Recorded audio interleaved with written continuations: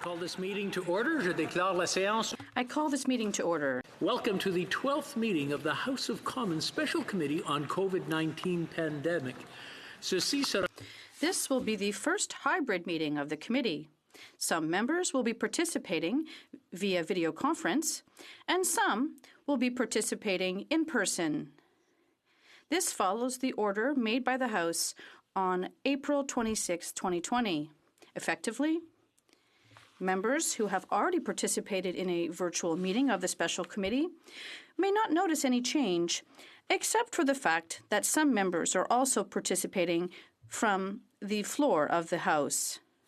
A rubric to the statements by members was also added to the proceedings of the committee. In order to ensure those joining the meeting via video conference can be seen and heard by those in the chamber, 2 screens have been set up on either side of the speaker's chair. Now I point to Vanna White, who will both show you both sides, and we're all set. Sound amplification for virtual intervention will be available, and members in the chamber can listen to the floor sound or interpretation using earpieces at their desk. Je vous prie d'attendre. Before speaking, please wait until I recognize you by name, and please direct your remarks through the chair. S'il vous plaît aussi. For those joining the video conference, I would like to remind you to leave your mic on mute when you are not speaking. Also, please note that if you want to speak in English, you should be on the English channel, and if you want to speak French, you should be on the French channel. And should you wish to alternate between the 2 languages, you should change the channel to the language that you are speaking each time you switch languages. Should members participating by video conference need to request the floor outside their designated speaking times, they should activate their mic and state that they have a point of order. Those in the chamber can rise in the usual way. Please note that today's proceedings will be televised in the same way as a typical sitting of the House. And next we'll move on to ministerial announcements, which I understand there are no ministerial announcements today. We'll move on to petitions. Presenting petitions we'll be presenting petitions for a period not exceeding 15 minutes. I would like to remind members that any petition presented during a meeting of the special committee must already have been certified by the clerk of petitions. Members participating in person, we ask that they please come and drop the signed certificates off at the table once the petition is presented.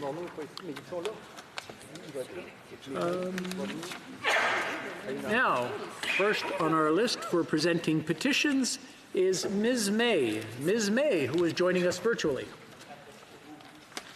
What an honor to be the first voice coming to you off of screens to either side of the Speaker of the House. I speak to you from Saanich Gulf Islands on the traditional territory of the Saanich people. Haishka Siam. I'm presenting a petition, has been certified, number 431. Petitioners call on this House to take note of the fact that Canada is the only country with a universal health care system that does not include the provision of necessary prescription medications.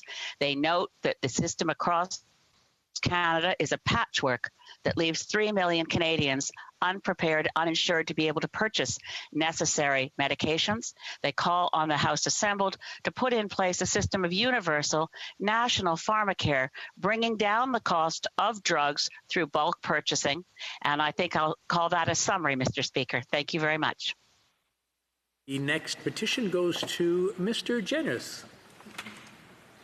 Well, thank you very much, Mr. Chair, and I'm pleased to be presenting 2 petitions before the committee today. The first petition is in support of Bill S-204.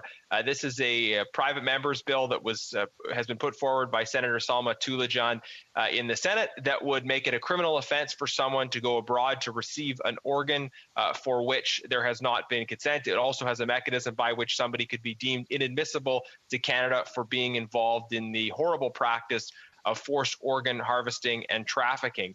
This bill has been before various parliaments for over 10 years, and petitioners are hopeful that this parliament will be the one that finally takes action to address forced organ harvesting and trafficking. The second petition is put forward by folks who are concerned about Bill C7, and in particular the efforts by the government through Bill C7 to remove vital safeguards that are currently associated with Canada's euthanasia regime. Petitioners are not happy about the fact that the government is trying to eliminate the 10-day reflection period and remove other safeguards that only 4 short years ago the government thought were essential for the euthanasia and assisted suicide system that they were putting in place. So petitioners call on the government to address that and are not supportive of these particular efforts to remove vital safeguards from that regime. Thank you very much. Presenting petitions. Seeing none, we'll move on to statement by members. Nous allons maintenant procéder. Now we're going to move on to statements by members for 15 minutes at the most. Each statement must last 2 minutes. The first statement will be from Mr. Sanson. Mr. Sanson. Good afternoon, everyone, and it's an honor to be presenting an SO31. This spring has been a difficult one for Nova Scotia and the communities of Sackville, Preston, Chesapeake. While residents have banded together to tackle the challenges presented by COVID-19, we have also had to mourn the passing of 3 remarkable local women.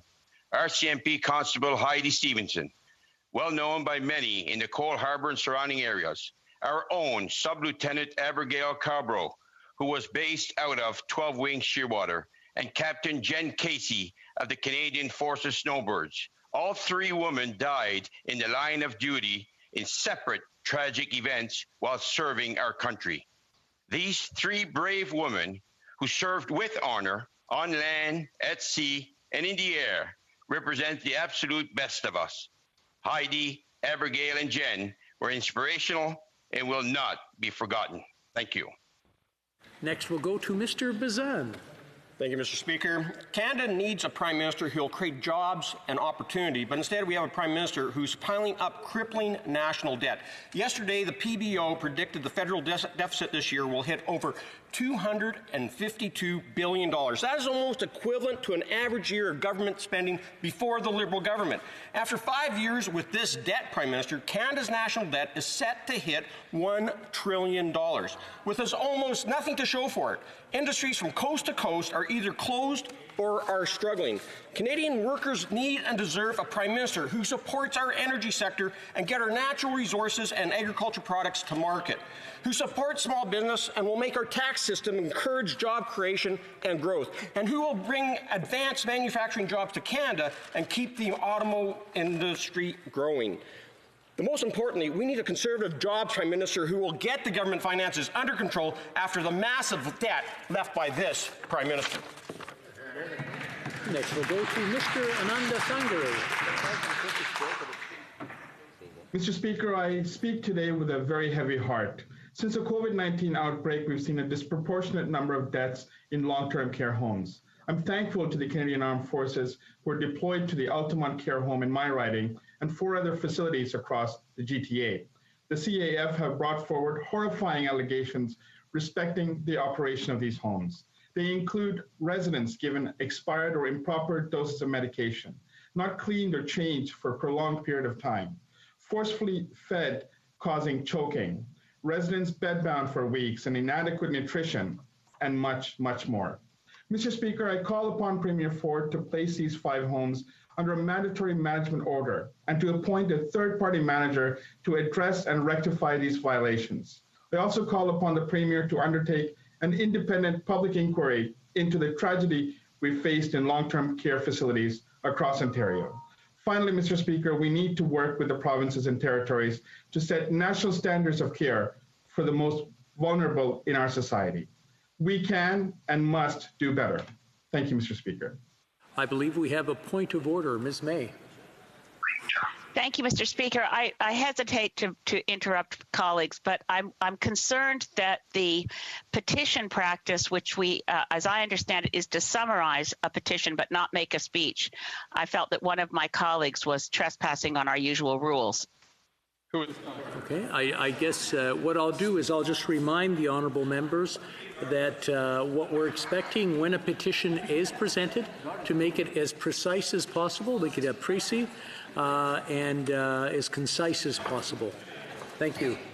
The next question, la prochaine, The next statement is from Mr. Champoux. Thank you, Chair. I'd like to pay tribute to the resilience of Quebecers who are worried about their jobs or companies because of COVID-19.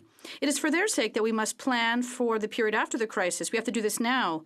We need to know where we stand. We need to know the state of public finances. And that is why the Bloc has demanded the government provide an economic update before June 17th.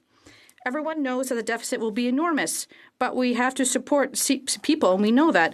But we need to know where our starting point is so we can plan the future. It's a question of respect for Canadians, as they're going to be footing the bill.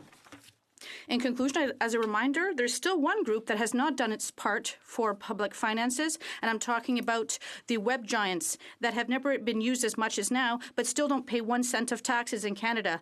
The Liberals promised to remedy this injustice. Here's their chance. Thank you. We'll now go to Ms. Sidhu. Ms. Sidhu.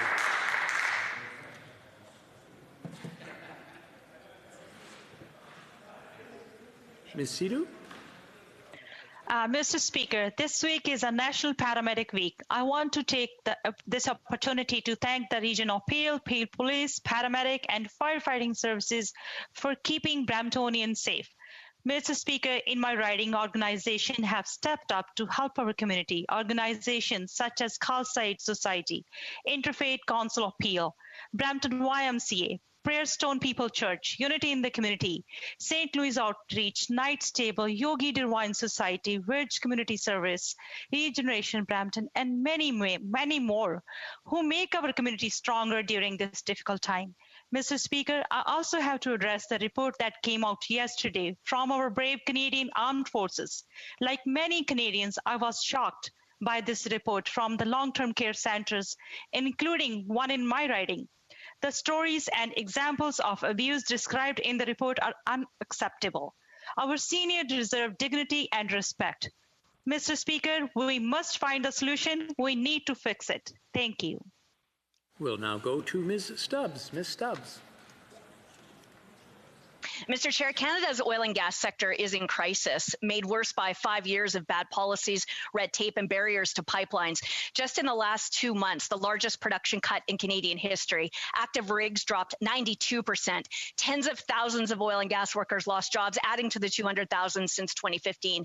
Energy is Canada's biggest investor and exporting could lead the recovery if there's actions, not just words. On March 25th, the finance minister promised help in, quote, hours or days, not weeks, but he's letting Canadians down. 63 days later, small oil and gas companies still can't apply for BDC loans, and last week's large employer loan terms are predatory, escalating interest rates of 14% by year 5. That's payday loan rates.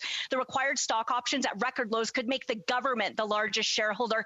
That's not emergency assistance, it's pandemic profiteering. Programs can't help workers if businesses can't or won't actually get the support. These Liberals' death by delay tactics are doing exactly what foreign activists in other countries want, shutting down Canada's oil. Now, Ms. Bissette. Chairman, during a crisis, we stick together, and I'd like to state that that's what happened in Brome-Missisquoi. In recent weeks, there are many volunteers in my riding, and I've called them to hear what their news is. Can you hear me? Can you hear me? Yes, we can hear you. Please continue. I called the Center for Volunteers in my riding. The interpreter would like to know that the sound is choppy and therefore interpretation will resume when sound quality improves. Thank you. Les organismes communautaires font dans mon comté. Cette crise nous a fait voir comment les banques alimentaires et les popotes roulantes peuvent aider pour soulager la faim, mais aussi pour sortir de la solitude des milliers d'aînés qui sont confinés. Je souligne aussi le dévouement des bénévoles qui donnent généreusement de leur temps, particulièrement l'initiative de Mabel Hastings du Cap de Mansonville, qui envoie comme moi une infolette quotidienne pour garder les citoyens informés des multiples ressources offertes pour les soutenir. Le COVID fait ressortir le meilleur de notre communauté et je suis convaincue qu'ensemble, on va s'en sortir. Merci. We'll go to Mr. Varani.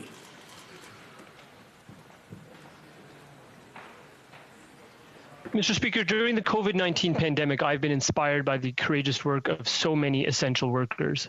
I want to thank everyone on the front lines for keeping us safe, keeping us fed, and keeping our communities functioning. I want to make special note of one particular essential healthcare worker, a woman who is a quarantine manager with the Public Health Agency of Canada, whom I have seen personally working tirelessly over the past 3 months to keep all of us safe. That woman is my wife, Suchita Jain. Suchi, I love you, I'm very proud of you, and I thank you for all of the sacrifices you are making. I want to also highlight another woman from my riding of Parkdale High Park, Rachel Leblanc. She is a local designer, and when the pandemic broke, she saw the need for particular protective barriers for small shops in Parkdale. She set about collecting donations, then she put her design talents to work and started designing freestanding protective shields. Rachel's team has now delivered 25 free COVID protective shields to small shopkeepers in Parkdale, and the team is on track to build 100 more. It's the compassion of Canadians like Rachel that give meaning to the phrase, we are all in this together. Thank you, Mr. Speaker. Now we're going to go to Mr. Gaudin. Mr. Gaudin. Vous êtes en saut. You're on mute, Mr. Gaudin. No, still on Sojourn. Encore on Sojourn. Monsieur le Président. Chairman, can you hear me? I have to keep the space bar down because I cannot activate my mic otherwise, Chair. Is that okay? All right. Should I deactivate my mic? Okay, I'll keep the spacebar down. Our school year has been disrupted. Graduates must be proud of their accomplishments during this pandemic. Our young people should be proud of their accomplishments. They have to believe in the future and continue their education. It will equip you throughout your life. Your gains during this exceptional year will set you apart from others, and I would ask you to take inspiration from this and use it to your advantage. The current government must promote the values that will guide you towards community involvement. Getting up every morning to go to work makes you better citizens.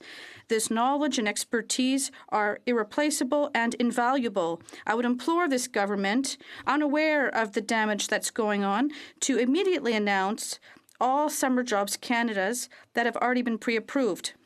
It is urgent to take action to respect our organizations and companies and support our young people, this wealth that we need to empower and motivate. I would like to congratulate all the young graduates in my riding of Portneuf-Jacques-Cartier. Fergus, Mr. Fergus. Merci, Monsieur le Président. Thank you, Mr. Chair. It's clear during this pandemic how tough Canadians are. On Saturday, May 30th, over 2,000 Christians from all stripes will come together virtually to pray and take action.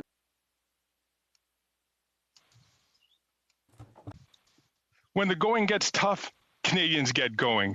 This could not be more true on what will be happening on May 30th. This Saturday, more than 2,000 churches and homes, thousands of faith-filled Canadians are gathering to pray and to act on those prayers as part of Stand United Canada. They will gather through television, Facebook Live, and Instagram Live. Then they're going to deliver much-needed support to at-risk Canadians who live in disadvantaged areas. This is faith in action.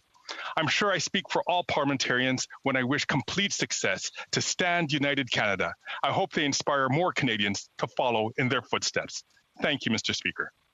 We'll now go to Ms. Harder. Ms. Harder. The best way to safeguard the truth is to allow people to speak freely. But from the very beginning of this pandemic, the Liberals have silenced dissent.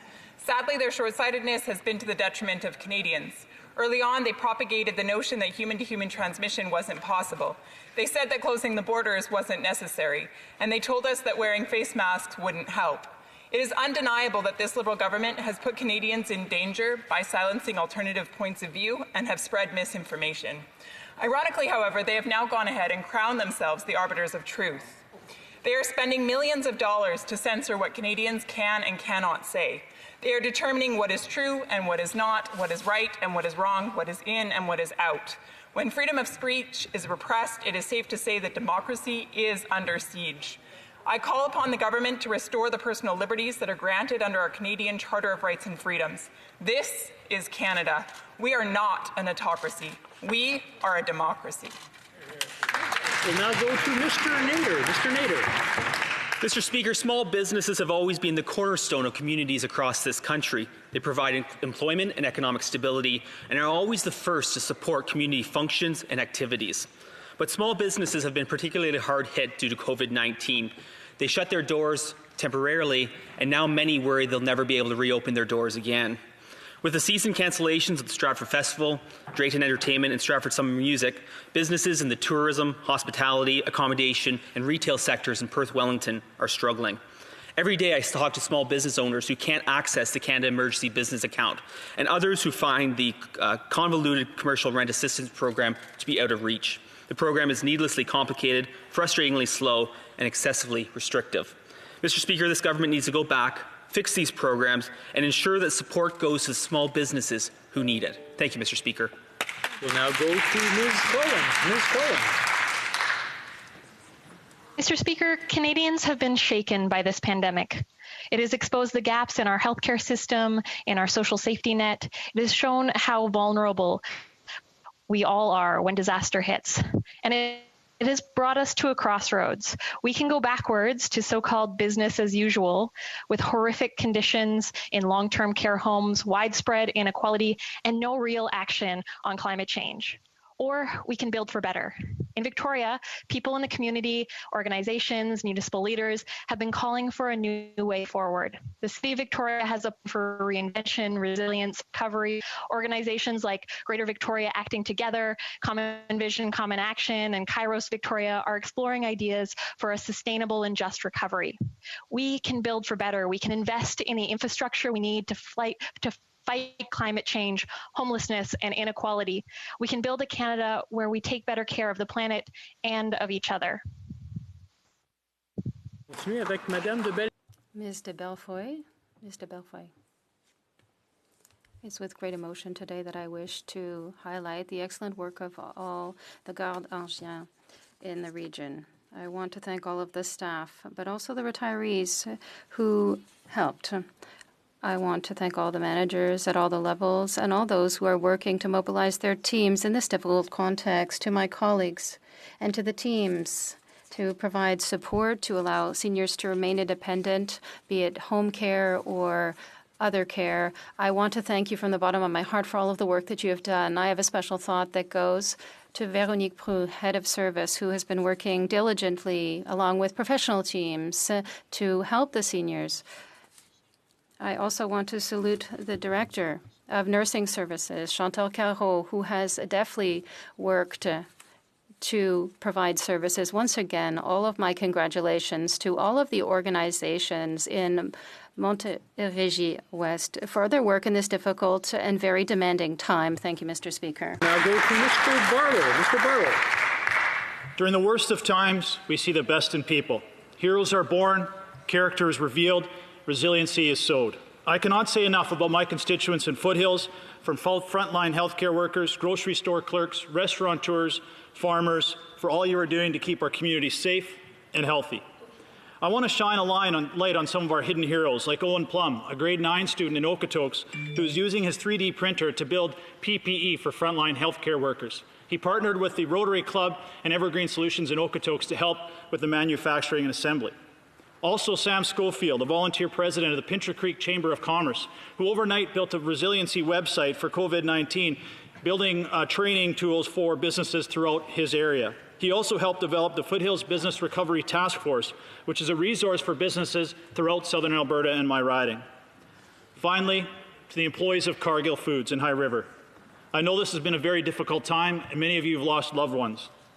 I want to say thank you for tirelessly doing all you can to protect our food supply and keeping food on our table. Each and every one of you are heroes. Thank you. We'll now go to Mr. Singh. Mr. Singh. Thank you, Chair. I would like to take this time to salute those who go above and beyond the call of duty to provide care and comfort to others. In my 16 years in the House of Commons, I've never experienced anything like this, where we find our lives are at a standstill and there is so much sorrow felt by families who suffer from the effects of COVID-19. However, here are two examples of kindness right here in Newfoundland and Labrador. Shanna and Fred Patey of Bishops Falls, along with a few of their friends, they spend hours next to the Trans-Canada Highway with just a barbecue and a cooler. They serve free meals for truckers crossing our province each and every day. So far, they have provided over 1,500 meals. Also, Mitch Strickland of Grand Falls, Windsor, he owns Appy's Diner. He's continually provided food for the local hospital and other frontline workers through his donations. And to all our frontline workers in grocery stores, delivery trucks, doctors, nurses, LPNs, paramedics, first responders, and of course, our brave women and men in the military. We will be forever grateful and blessed because of you. Thank you. And that's all the time we have today by statements by members. Before going on, I just want to remind all the members that it is a 1-minute statement, so if you don't mind, please time it before coming in because we do have limited time. And the other thing that has come up, some of you try to cram a lot, some of you just speak naturally very quickly, but I'm not here to judge anybody's way of speaking, but try to consider the translators, the interpreters, because they are working diligently to try to get both languages out, just to make sure that everyone understands what is said. So 2 things, please slow down, and please make sure that it's confined to 1 minute. We will now proceed to the questioning of ministers.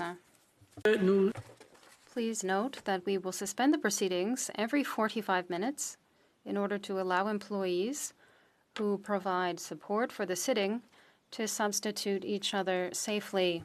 First question goes to the Leader of the Opposition, Mr. Scheer. Thank you very much. Thank you very much, Mr. Speaker. In the early days of the pandemic and the lockdown that followed, Canadians were told by this government that programs would be rolled out very quickly and that gaps and shortcomings would be changed as time went on. While many Canadians are being let down by this government's response and unnecessarily rigid programs, Conservatives have identified solutions weeks ago, and yet here we are 2.5 months later, and many of these programs still have not been improved. So, simple question for the Prime Minister. On April 26th, Conservatives asked the Prime Minister to change the criteria for the Canada Emergency Business Accounts that small businesses who don't happen to have a business bank account can qualify for those types of programs. It's now May 27th. Is the Prime Minister going to make that change? Right Honourable Prime Minister. Mr. Speaker, we knew from the beginning of this pandemic that we did need to move extremely quickly, and that's what we did.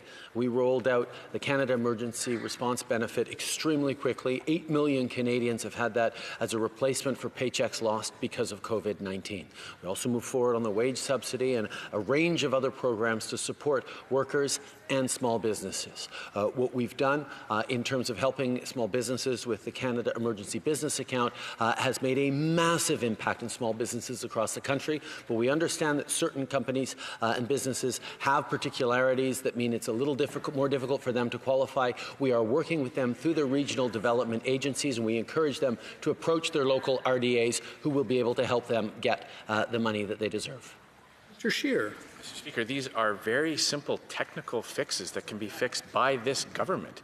There's no excuse for the delay. It's May 27th. They've known about these problems 4 weeks, and they're trying to get patted on the back for actions that they took back in March, and yet they are letting so many Canadians down by not making these very simple changes. For example, companies in the last year who have purchased another company, acquired another company, have employees whose jobs are threatened because the businesses are not allowed to qualify for the wage subsidy because their revenue is now counted together. We've identified this gap. So again, simple question, will companies who have acquired another company still be allowed to use the wage subsidy to keep workers on the job, yes or no? The Right Honourable Prime Minister. Mr. Speaker, I know that there are many, many different types of businesses across this country who need support. We have moved forward on supporting as many of them as we possibly can and continue to work on filling gaps. I know the member opposite is talking about, has talked to me a number of times about a tractor company in his riding. I can assure you that finance officials are engaged with that company to try and see if there's a way where we can make sure that we're getting them the support they need. Shear. It's actually a very, very simple fix. I can save him a lot of time and save his officials a lot of time. He used the word, the government used the word amalgamation when they announced the changes to that program. He can make this very clear and save a lot of work if he just included the word acquisition. Will he do that? The Right Honourable Prime Minister. Speaker, I can assure you that finance officials are working closely with Brant Tractor. They're continuing to work with a range of businesses across the country who, for various reasons, are not able to apply for the situations, the help we have now. We will continue to work to make sure that people who need the help get it. We'll go on to Mr. Shear. Mr. Shear. Well, Mr. Speaker, it's literally one word. We can email him the text. We can send him the page in the dictionary where that word is defined, if that would help. Another gap that is letting people down is the rent relief program. Now, the government has set the parameters to qualify for the rent relief program for companies that have experienced a 70% revenue loss. There are untold thousands of businesses who have experienced a 60 or 65% or 55% loss, who are ineligible, who have no capacity to pay the rent. We have called for the government as early as, we have called on the government weeks ago to have a more flexible sliding scale to allow more companies to access this program, again, to keep more people on the job and more businesses open. Will the government introduce some flexibility to this program to help more businesses survive? Well, Prime Minister.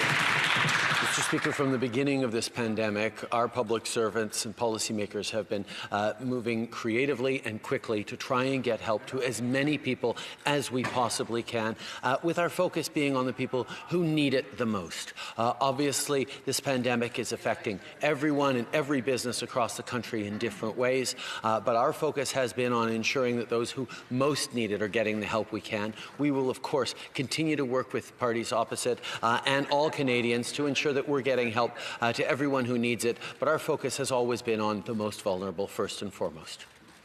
La parole ira maintenant à Monsieur. Mr. Blanchet. Thank you, Mr. Chair. Question for the Prime Minister. If the Liberal Party of Canada had not used these emergency programs, would they have laid off all of the Liberal Party staffers? The Right Honourable Prime Minister. There are many organizations and companies facing difficulties due to COVID-19.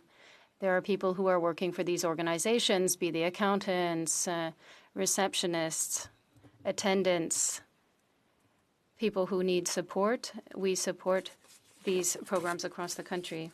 Mr. Blanchet. Is the Liberal Party of Canada an organization that is in difficulty? The Right Honourable Prime Minister. Mr. Speaker, any company or organization that can show a significant drop in income, be it through donations or profits, we will now return to Mr. Blanchet. Mr. Blanchet, is the Liberal Party of Canada an organization experiencing difficulties? The Right Honourable Prime Minister. Mr. Speaker, we have created specific criteria to help organizations in difficulty. Any organization that is experiencing those difficulties may apply. Mr. Blanchet. There are fisheries in the Magdalen Islands that are in difficulty. They need help. They don't have the money, and the Liberals will take. Is the Liberal Party of Canada an organization experiencing difficulty? The Right Honourable Prime Minister. Mr. Speaker, We have invested in aid to the fishermen across the country. We recognize this is a difficult situation with COVID-19. We will be there for the fishermen and industries experiencing difficulties. Mr. Blanchet, I am fishing even for answers. There is a company in Drummondville that makes insulation. They are in difficulty. Is the Liberal Party of Canada an organization experiencing difficulty? The Right Honourable Prime Minister. Mr. Speaker, there are clear criteria to apply for these programs. Companies and organizations that are getting assistance under these programs are qualified for those programs. Mr. Blanchet, if the criteria set out that the Liberal Party is an organization in difficulty, are the programs poorly established to help organizations in difficulty? The Right Honourable Prime Minister. Mr. Speaker, our priority throughout the pandemic is to be there for workers who are experiencing difficulties, who are losing their jobs in all organizations and companies across the country to the extent possible, and that's what we are doing. Mr. Blanchet, is the Prime Minister in difficulty? The Right Honourable Prime Minister. No, Mr. Speaker. We are doing important work for all Canadians every day.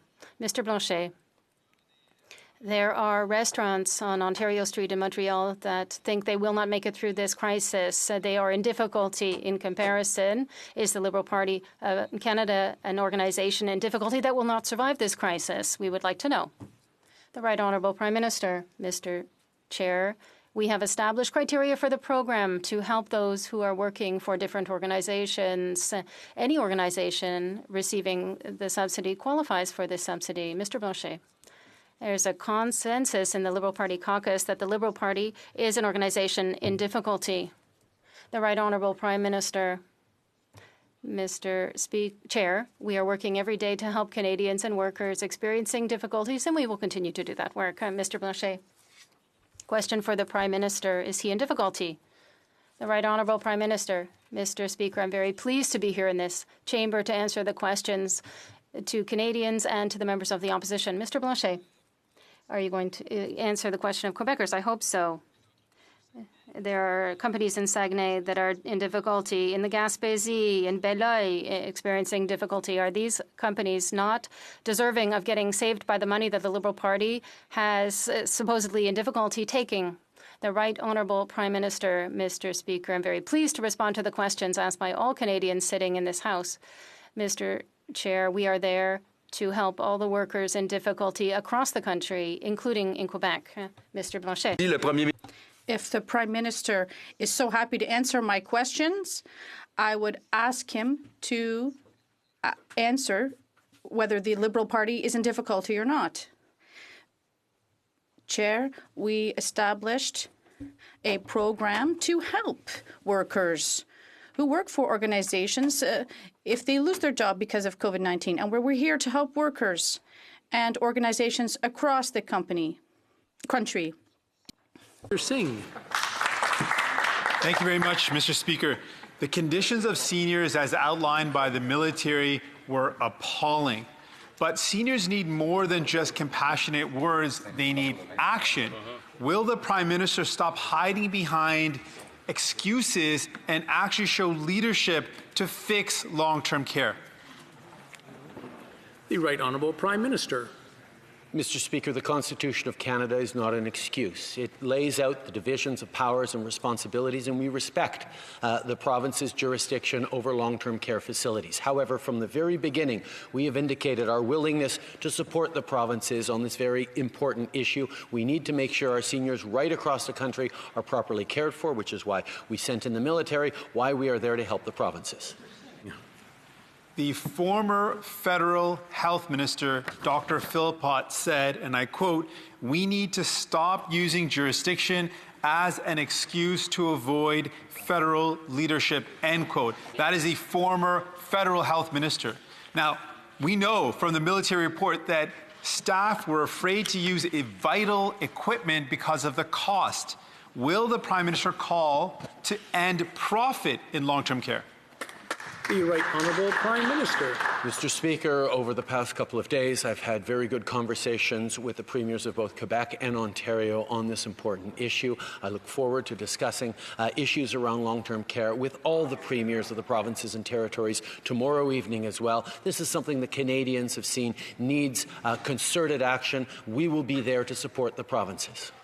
Mr. Singh. Needles were reused and expired medication was used according to military reports. Will the Prime Minister call for an end to profit in the care of our seniors? The Right Honourable Prime Minister. Mr. Speaker, the contents of that report were deeply disturbing and troubling for all Canadians. That is why we are committed to working with the provinces to fix this situation. Ontarians and indeed people right across the country are deeply preoccupied by what they've seen going on. We need to fix this. We will do that together. Go on to Mr. Singh. Military report found that cockroaches and flies were present, that food was rotten. Will the Prime Minister call for national standards so that long-term care is governed by the same principles as the Canada Health Act? The Right Honourable Prime Minister. Mr. Speaker, our priority right now is ensuring that we are supporting the provinces in their need to make sure that all seniors are protected right across the country in all those institutions. Going forward, we absolutely will need to have more conversations about how we can ensure that every senior across the country is properly supported. Mr. Singh. The military report found, and I quote, respecting the dignity of patients was not a priority. Wow. Will the Prime Minister call for national standards and long-term care to be governed by the same principles as the Canada Health Act? Yes. The Right Honourable Prime Minister. Mr. Speaker, all Canadians know we need to do better by our seniors. This is something that we all take very seriously, and all orders of government will work together to make sure that right now and going forward, we improve our systems. The federal government will be there to work with the provinces on making that happen. Mr. Speaker, the Prime Minister has said that he's willing to work with the provinces. I'm saying that we need to see federal leadership. We need a commitment at the federal level that the Prime Minister will push for things that people need, which is to remove profit from long-term care and to establish national standards. Will the Prime Minister go beyond working with provinces and show some leadership? Right Honourable Prime Minister. Monsieur le Président, je serai tout.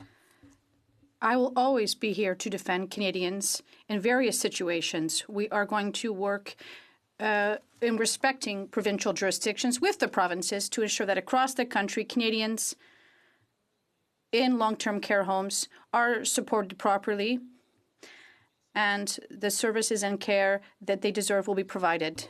3 seconds, a brief question, please. Thank you very much. COVID-19 crisis should not be used as an excuse to avoid presenting solutions to the Murder and Missing Indigenous Women and Girls Committee, in particular, delaying action on the calls for justice. This is the same government that denied recognizing it's a genocide, the same government that delayed the United Nations Declaration legislation, and the same government that is still taking Indigenous kids to court. Will this government commit to core funding for Indigenous services to help women and girls and ensure that the calls to justice are implemented without delay? Yes. Right Honourable Prime Minister. Mr. Speaker, we continue to work very closely with partners on the calls to justice, even as we act in many areas, including better funding for shelters and for victims of domestic violence. We will continue to work with those partners, but people will understand that many of those partners are very focused right now on helping frontline workers, not on establishing the report. We will continue to work with them on the report, but the COVID-19 situation has made that more difficult. I want to thank the honourable members who are shouting time, but I do have a timer here and I am taking care of it, so I appreciate the help though, but I just want to remind them that I do have the proper machinery here.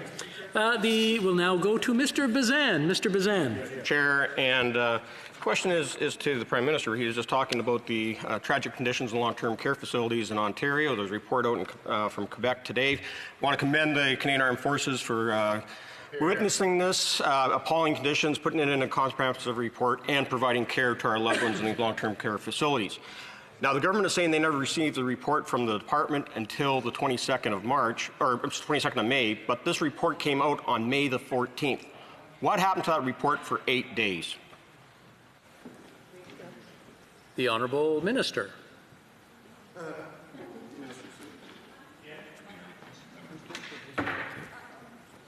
For doing tremendous. We seem to have a technical issue, Mr. Singh. We can't hear you. You might want to hold down your bar and keep it down while you're speaking. Can you hear me now? Yeah. Yes. Okay, good. Right. No, I'll also do one. You can. Yes. Good. That's not. Yeah, Mr. Speaker, I do want to thank our Canadian Armed Forces members for the tremendous work that they're doing, and they did their duty. They noted down their observations and reported it. And while those observations were being reported directly to the managers, a report was being compiled. This report was given to me on the 21st, which I then forwarded to the Minister of Public Safety on the 22nd. And that report was then given to the provincial authorities very quickly afterwards. Mr. Bazan. Mr. Sage, my question is that I trust that you got the report on the 21st, but the report was written on the 14th. So when did what happened with that report for 7 days? Why wasn't it acted upon? And if you could just explain that, because our loved ones are at risk during that whole entire time. The Honourable Minister.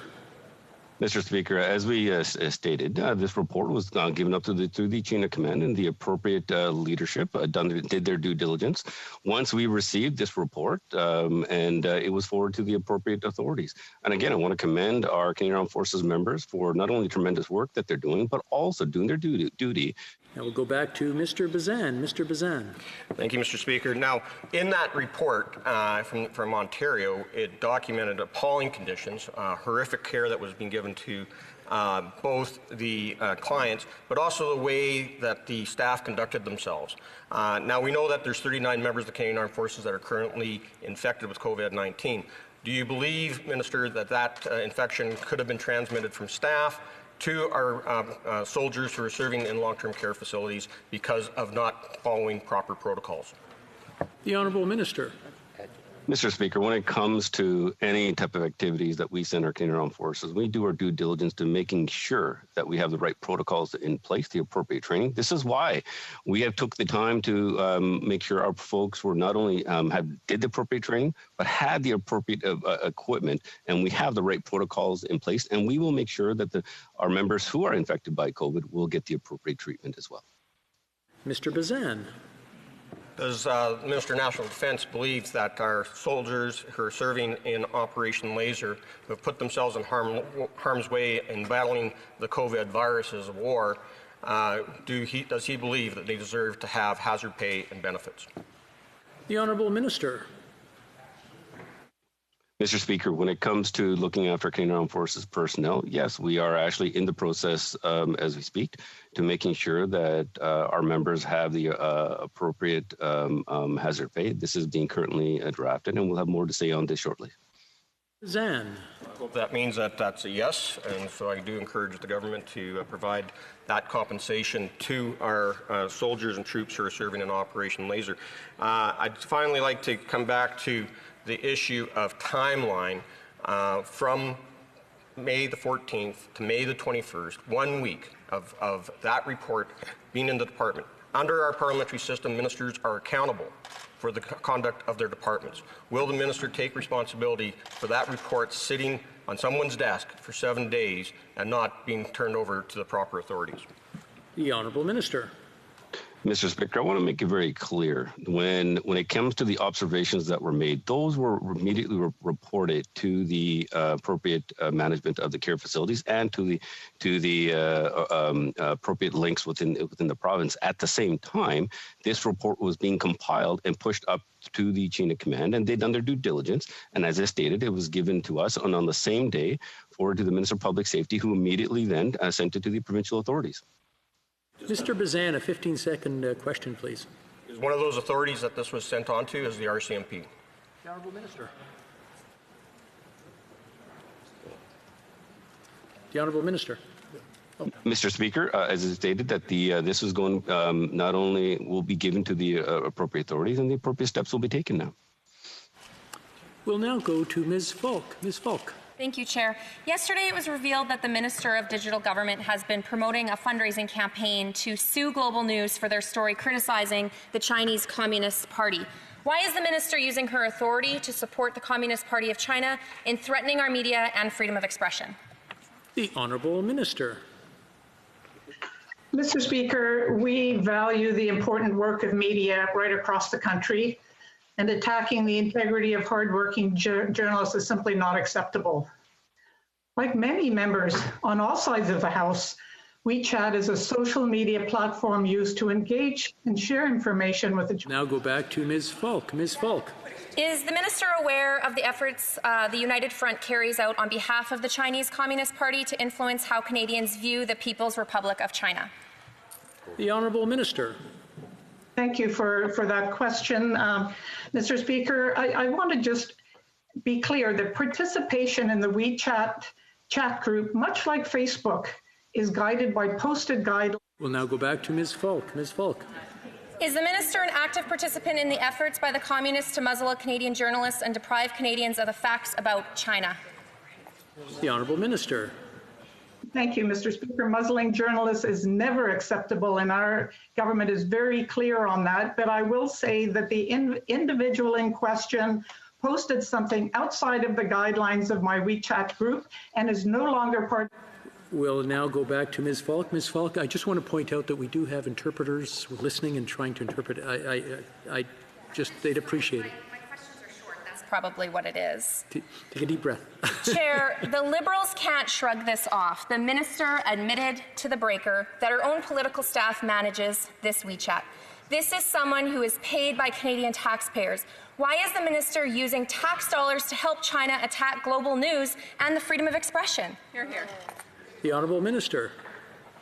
I think the member knows very well that the people who post on WeChat are free to post what they choose within certain guidelines. Those guidelines were ignored. That person is no longer part of my WeChat group.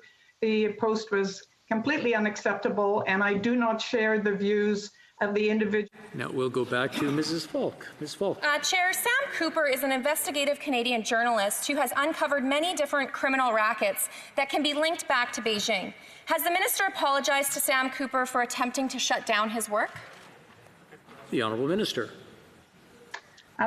Thank you, Mr. Speaker. And as we all know, community outreach is a very important part of the work of a member of Parliament. WeChat is one of many social media sites regularly used by members. Back to Ms. Falk. Ms. Falk. Chair, when will the Minister apologize to Sam Cooper and Global News? The Honourable Minister. Mr. Speaker, I have been very clear that I do not share the views of the poster, the person who posted on my WeChat site, who operated outside of my... We'll now go back to Ms. Falk. Ms. Falk. Chair, in December of 2008, the Liberals passed C-76. This included provisions to prevent foreign interference in Canadian society. Does the government believe that Joyce Murray's actions have violated this portion of the Act? The Honourable Minister. Mr. Speaker, I want to assure the member that we are always vigilant in any foreign interference in our national security or issues of political interference in our society. It's monitored carefully by the national security establishment according to the law as it exists in this country. We will remain vigilant. Ms. Falk. Chair, in May of 2019, the Liberals launched their digital charter. This is one of the principles was strong democracy, a commitment to defend freedom of expression. Will the Liberals hold Joyce Murray's WeChat accountable if it has violated this part of the charter? The Honourable Minister.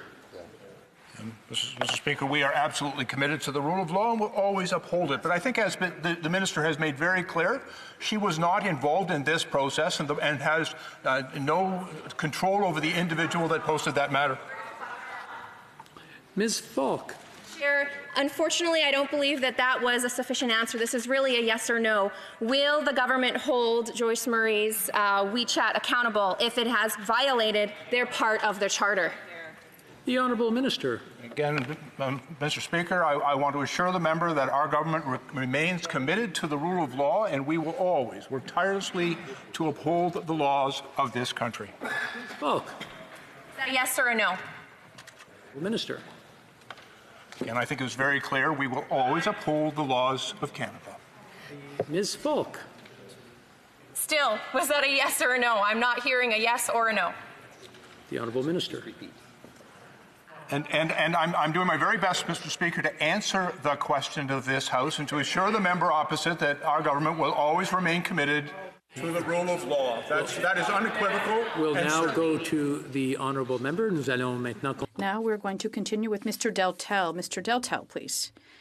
I'm very happy and proud to participate in today's discussion at the House of Commons. Simple question. What is the amount of the Canadian deficit? The Honourable Minister. Thank you, Chair.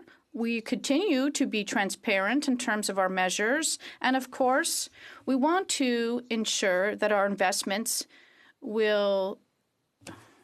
We're going to continue with Mr. Deltel. Chair, I'll ask my question again to the Minister of Finance. He talks about transparency, but I have a simple question. What is the amount of the deficit? The Honourable Minister. Mr. Chairman, our situation economically is very fluid. Our investments are important to ensure that our economy operates properly. Mr. Deltel. That's the Minister's answer, but I'm asking a simple question. What is the amount of the Canadian deficit? The Honourable Minister.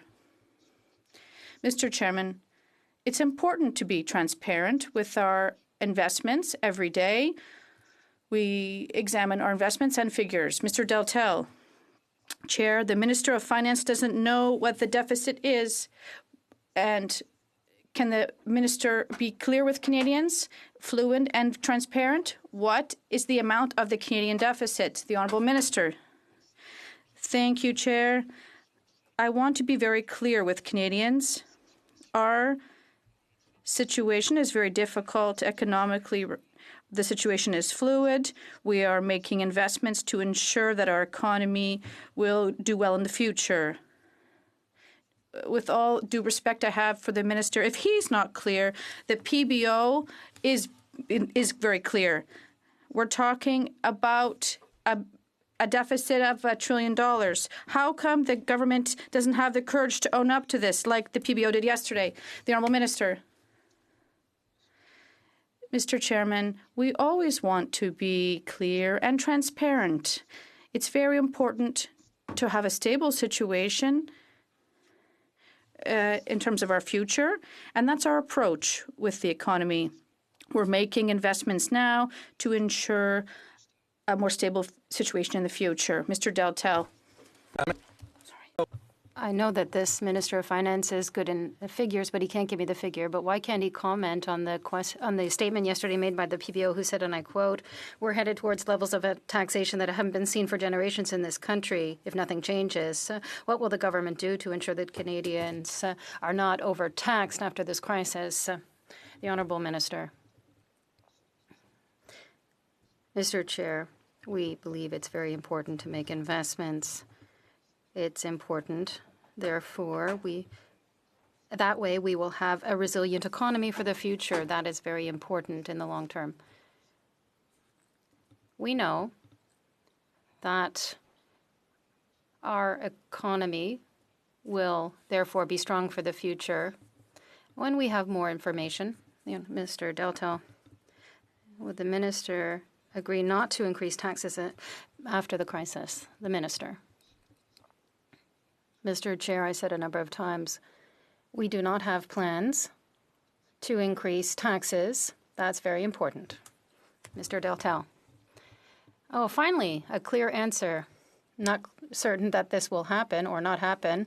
The parliamentary budget officer said that we have little firepower left if nothing changes without heading into a significant structural deficit. The Minister of Finance can't even say how much the deficit is today. How can he be credible that when he says he won't increase taxes and income taxes? The Minister. Mr. Chair, I think the most important thing in this pandemic, there are Canadians across the country, as well as companies across the country, that need assistance from the Government of Canada. This is our approach. In this way, we will have a good economy in the future, and this is, of course, important for future generations. Mr. Deltel. No economic update? The Minister. Inaudible for the interpreter.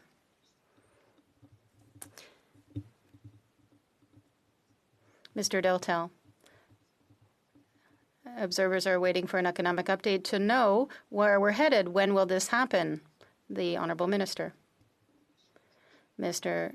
Chair, we want to be precise when we provide an economic update. That is why we are looking at the information in order to have a correct forecast. We will now continue. Mr. Hoback. Mr. Hoback. Mr. Chair, the United States, Australia, India, Japan, New Zealand, South Korea, and Vietnam have created an economic prosperity group to diversify some of their key supply chains away from China. Canada has a free trade agreement with 6 of these 7 countries. Why are we not part of this group? The Honourable Minister.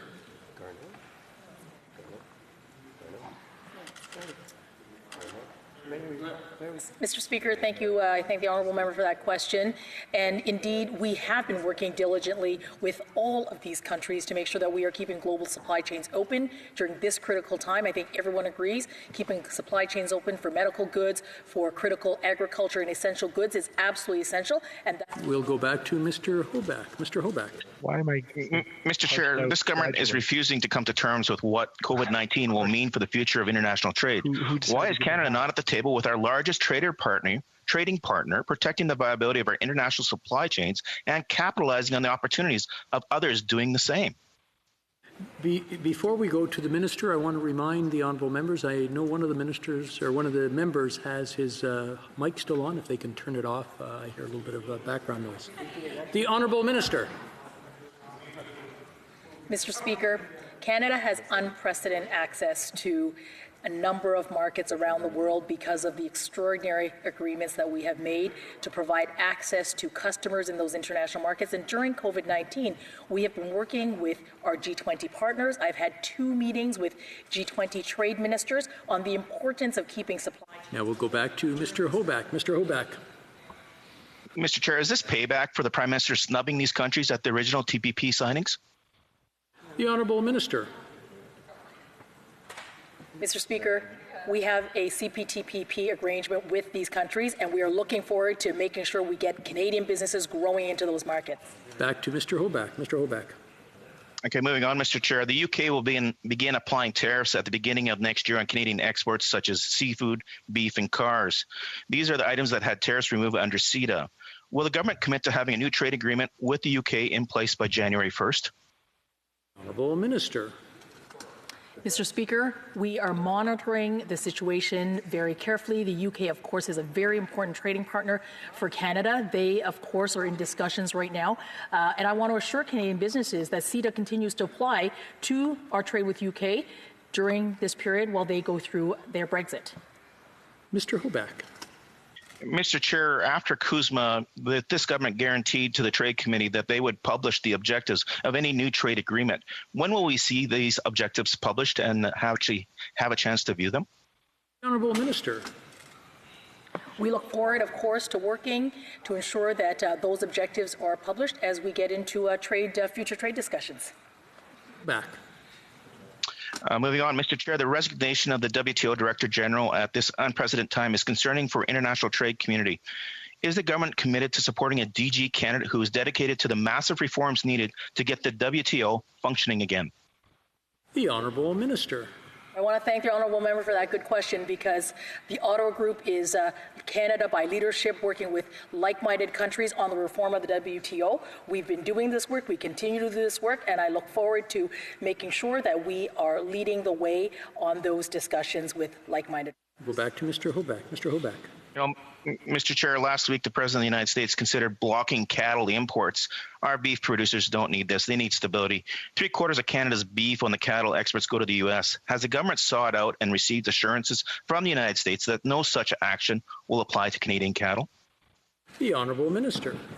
Thank you very much, Mr. Speaker. Mr. Speaker, we have an excellent assurance of our trade with the United States. It is our new NAFTA trade agreement, which we have negotiated thanks to unprecedented cooperation across this country. Very important for the Canadian economy and Canadian producers. Mr. Hoback. Yes, Mr. Speaker. Going forward, post-COVID, there's a lot of things that will be changing in supply chains. What is this government doing proactively to look at opportunities in these supply chains that Canadian businesses can take advantage of? The Honourable Minister. We continue to work with countries around the globe to ensure that Canada's supply chains and those global supply chains, particularly for essential goods, for agricultural products, for medical supplies, continue to remain open, and we will keep doing this work. Thank you. Hoback. Mr. Speaker, actually on agriculture goods, of course, canola farmers would like to know the status of canola going into China. Can she update this House on that status? Honourable Minister. Merci, Monsieur le Président. Alors, Thank you, Mr. Speaker. I can assure my colleague that we continue to cooperate with her representatives and the industry, our allies, and our trading partners. On to Ms. McLeod. Ms. McLeod. Thank you, Mr. Speaker. Senior Canadian bureaucrats received very credible reports in early January that China was procuring and hoarding PPE. As a member of Cabinet, was the Health Minister aware? The Honourable Minister. Mr. Speaker, from the very beginning of the outbreak in early January, we were aware of the challenges that our health sector would face, and we began immediately to work with the provinces and territories to understand what the need would be and how we could best prepare. Ms. McLeod. In April, the minister stated that there was not enough supplies in the national emergency stockpile. Can she explain why she approved a donation of 16 tons of PPE in China in January 31st, claiming it would not compromise our supply? She can't have it both ways. We don't have enough. We have enough. It won't compromise. The Honourable Minister.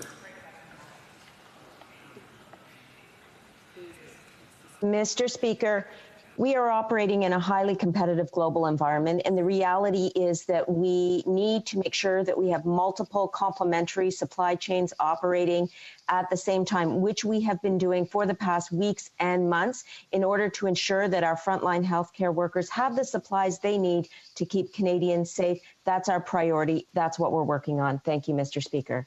To Ms. McLeod. Ms. McLeod. You know, unfortunately, this question was very direct to the Health Minister, using things that she actually stated in terms of the availability of our supplies. Before she signed off on the donation, and it was the Health Minister that signed off on the donation, did she consult with the health ministers in the provinces and territories? The Honourable Minister. Thank you very much, Mr. Speaker. And as the member opposite knows, provinces and territories have their own stockpiles, which of course they use to prepare for incidents of outbreak and other illnesses across their jurisdictions. We've worked very closely with the provinces and territories since the beginning of the outbreak to make sure that we can provide any particular additional support. And in fact, of all the requests made so far, we've been able to complete them. Now go back to Ms. McLeod. Ms. McLeod. So healthcare workers are now having to look at modified full-face snorkels as an alternative to N95 respirators.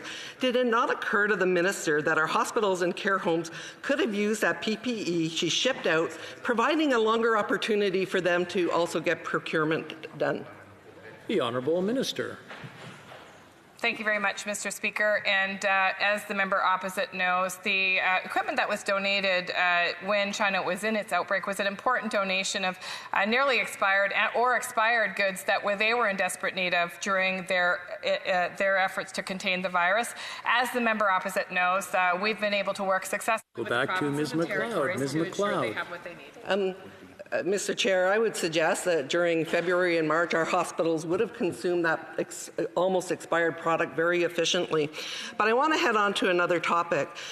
When defending the sale of 22 seniors' homes to the Chinese government, the Prime Minister stated, "We have a strong regulatory regime that imposes rigorous standards. This regime ensures the care our seniors get is top quality." That was 2017. Now he states he's saddened, he's shocked, shock, he's disappointed, and he's angered. Was the Prime Minister completely oblivious to the risk, or was he just too anxious to please the Chinese government when he sold those 22 homes? The Honourable Minister. Thank you very much, Mr. Speaker. And the homes that the member opposite is referring to is in the province of BC. And I have to commend that province for the early work that they did to protect seniors in those long-term care homes. Mr. Speaker, the member opposite is trying to confuse the issue, as she knows. The review that we did was really entirely separate than the standards to which the province holds care homes to. Ms. MacLeod. The Prime Minister does not have authority over the seniors' homes, which he has clearly stated, but he does have authority over the Act where he approved the sale, and they have an obligation at 18 months to make sure that there is compliance. Was that done? Honourable Minister.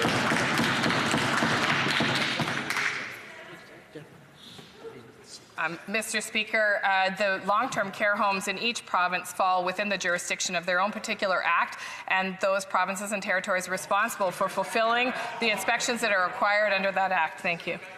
Ms. MacLeod, 15-second question, please. Under the Canada Investment Act, the government is obligated to review the sale for compliance.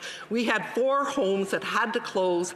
Since they approved the sale, they are complicit in the care of our seniors in this country. Honourable Minister, 15 seconds or less, please. Mr. Speaker, I want to make it very clear that we understand how difficult this is for seniors, and that is why we follow the appropriate steps outlined under the Investment Canada Act to make sure that any measures we take kept seniors and their well-being first and foremost. Maintenant, nous allons continuer. We will now continue with Mr. Terrien. Mr. Terrien.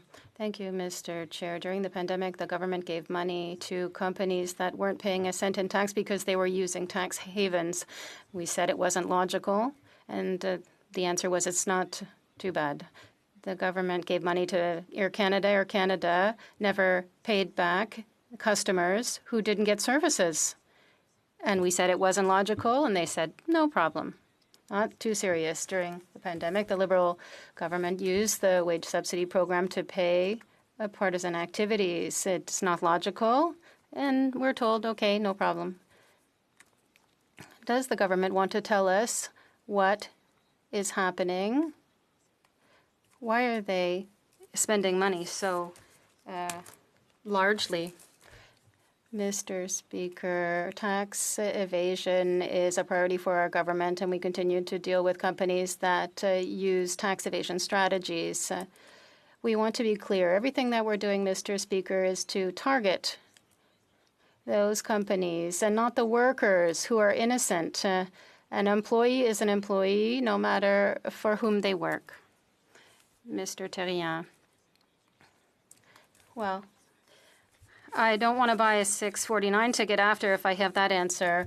Well, the Liberal Party ran its last election campaign with 2 planes to say there's no money problem. So despite everything, they went to take money from the wage subsidy program. Why? Is it because they want taxpayers to fund a 3rd plane? The Honourable Minister. Monsieur le Président. Mr. Speaker.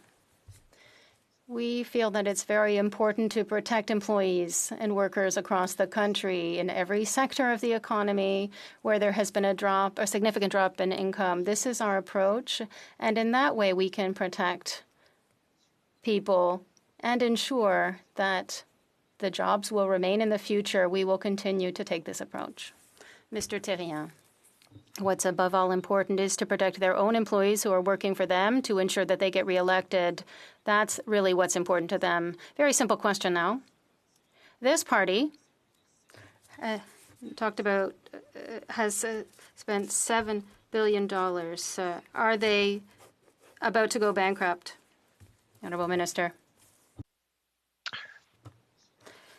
Mr. Speaker, or Chair rather, as I said, we want to have an approach that protects employees and workers.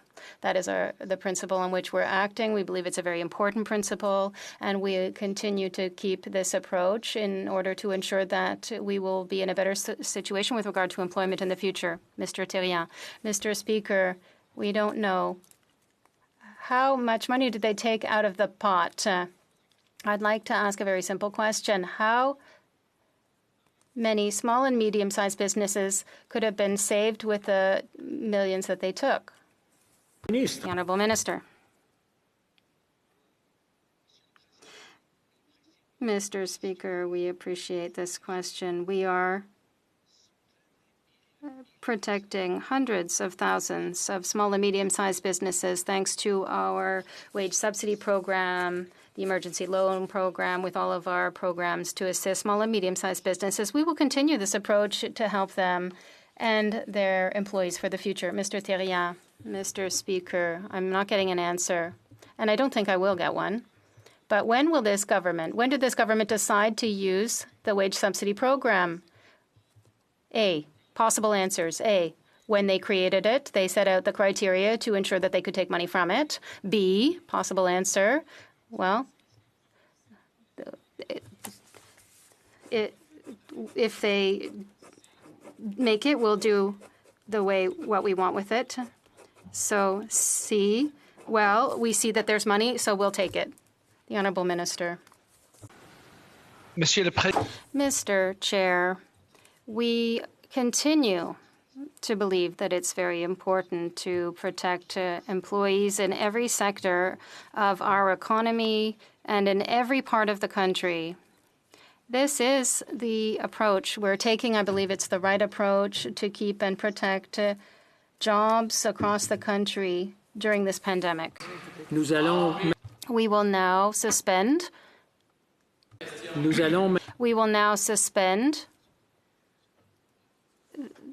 For a few minutes to allow for the employees who are providing support to our deliberations in the chamber to substitute each other safely.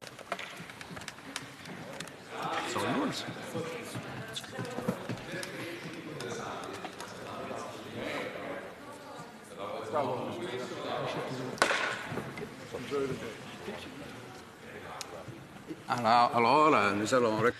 We are going to resume. Ms. Khalid, the Honourable Member for Mississauga, Erin Mills. Thank you, Mr. Speaker. I'll be splitting my time with the member for Pickering-Uxbridge. Mr. Speaker, when the women and men of the Canadian Armed Forces stepped in to provide support to 5 long-term care homes in Ontario at the request of the Premier, they released a report that outlined their findings in detail.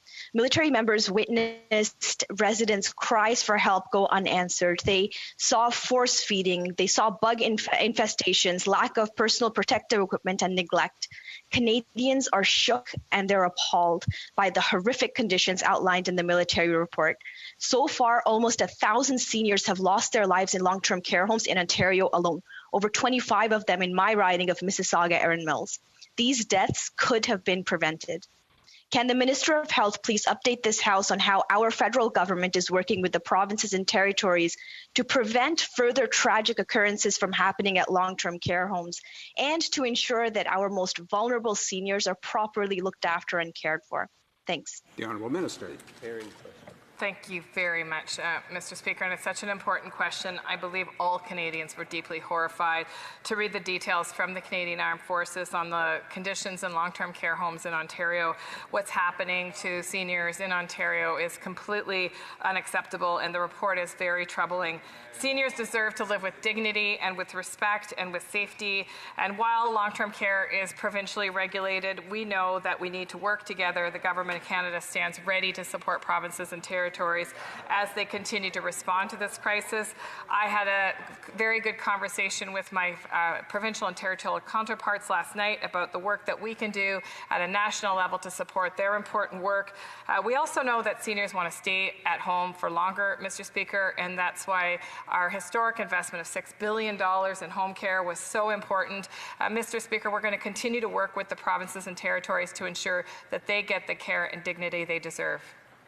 We'll now go to Ms. O'Connell.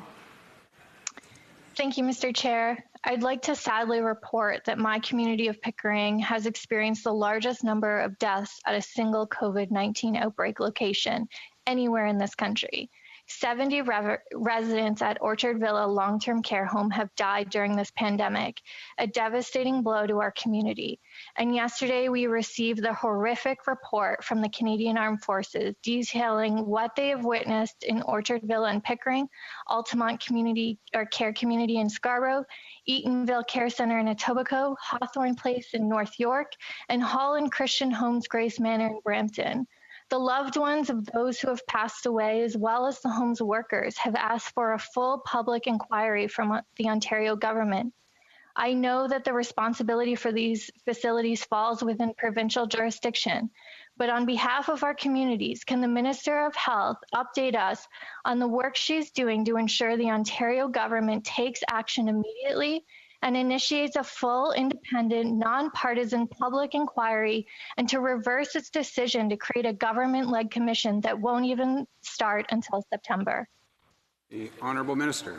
Well, thank you very much, Mr. Speaker. And I would say that all Canadians were shocked and horrified to hear about the conditions that existed in these particular care homes. We're so grateful to the members of the armed forces who not only improved conditions but reported them quickly and appropriately to ensure amelioration of those conditions for those particular individuals. We also know that there are seniors all across the country that are struggling with care and with the appropriate level of care. We have to do better, Mr. Speaker, as a country.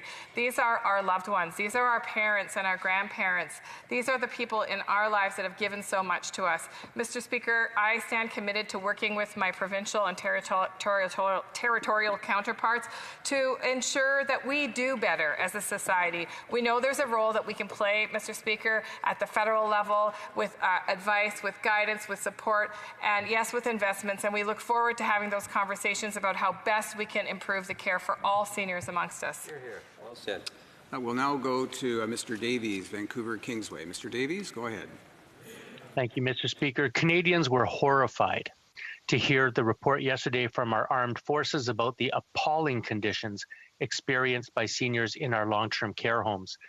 Page after page detailed the filth, neglect, abuse, and danger our seniors in care are exposed to on a daily basis.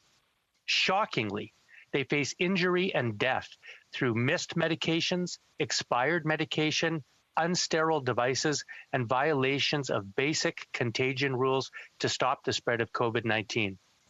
Given the evidence of possible criminal conduct was contained in the military's report, will the minister refer this matter to the RCMP for investigation immediately? The Honourable Minister. I thank very much the member for the expressions of concern that we share. And we understand in long-term care facilities, both seniors and persons living with a disability face unique challenges. And the finding of this report is, in fact, deeply concerning and completely unacceptable. Considering the severity of this report, we promptly shared it with the province of Ontario, and the province of Ontario has initiated an investigation based on the report's findings.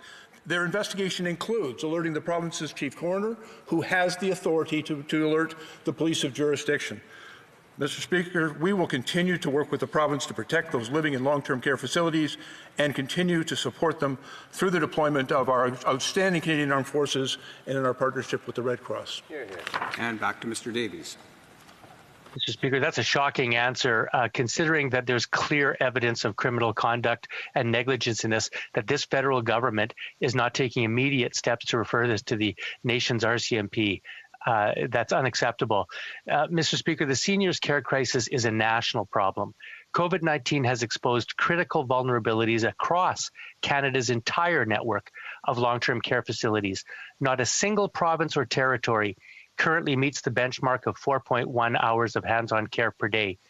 As a result, Canada has the worst record on COVID-19 deaths in long-term care among 14 comparable countries, with over 80% of Canadian fatalities occurring in these facilities.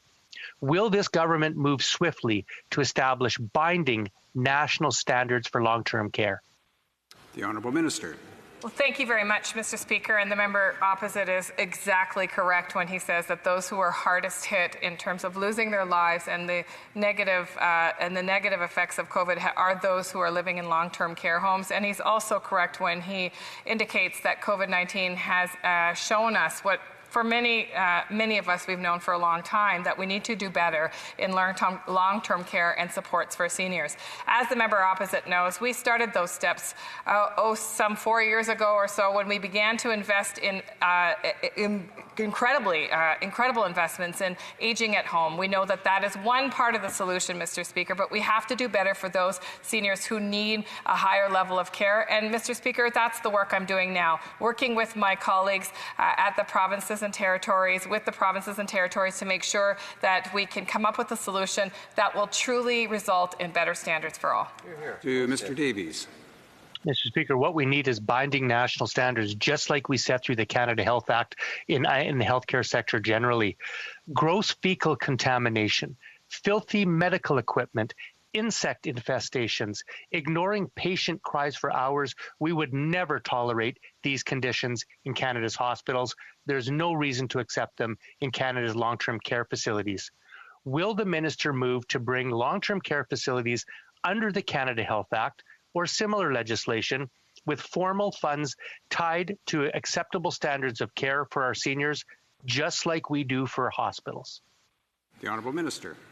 Thank you very much, Mr. Speaker. And the member opposite shares the disgust and concern of so many Canadians across the country who, not only those who have read the report, but many of those who have struggled to provide care to their elders in those long-term care homes, regardless of the province in which they live. We know we need to do better, Mr. Speaker. We know that collectively, at all levels of government, we must do better for those people that cared for us and nurtured us all of those years. And so, Mr. Speaker, the member opposite has my commitment that I'll work with provinces and territories to find a solution forward to ensure that every person has the right to age with dignity and safety.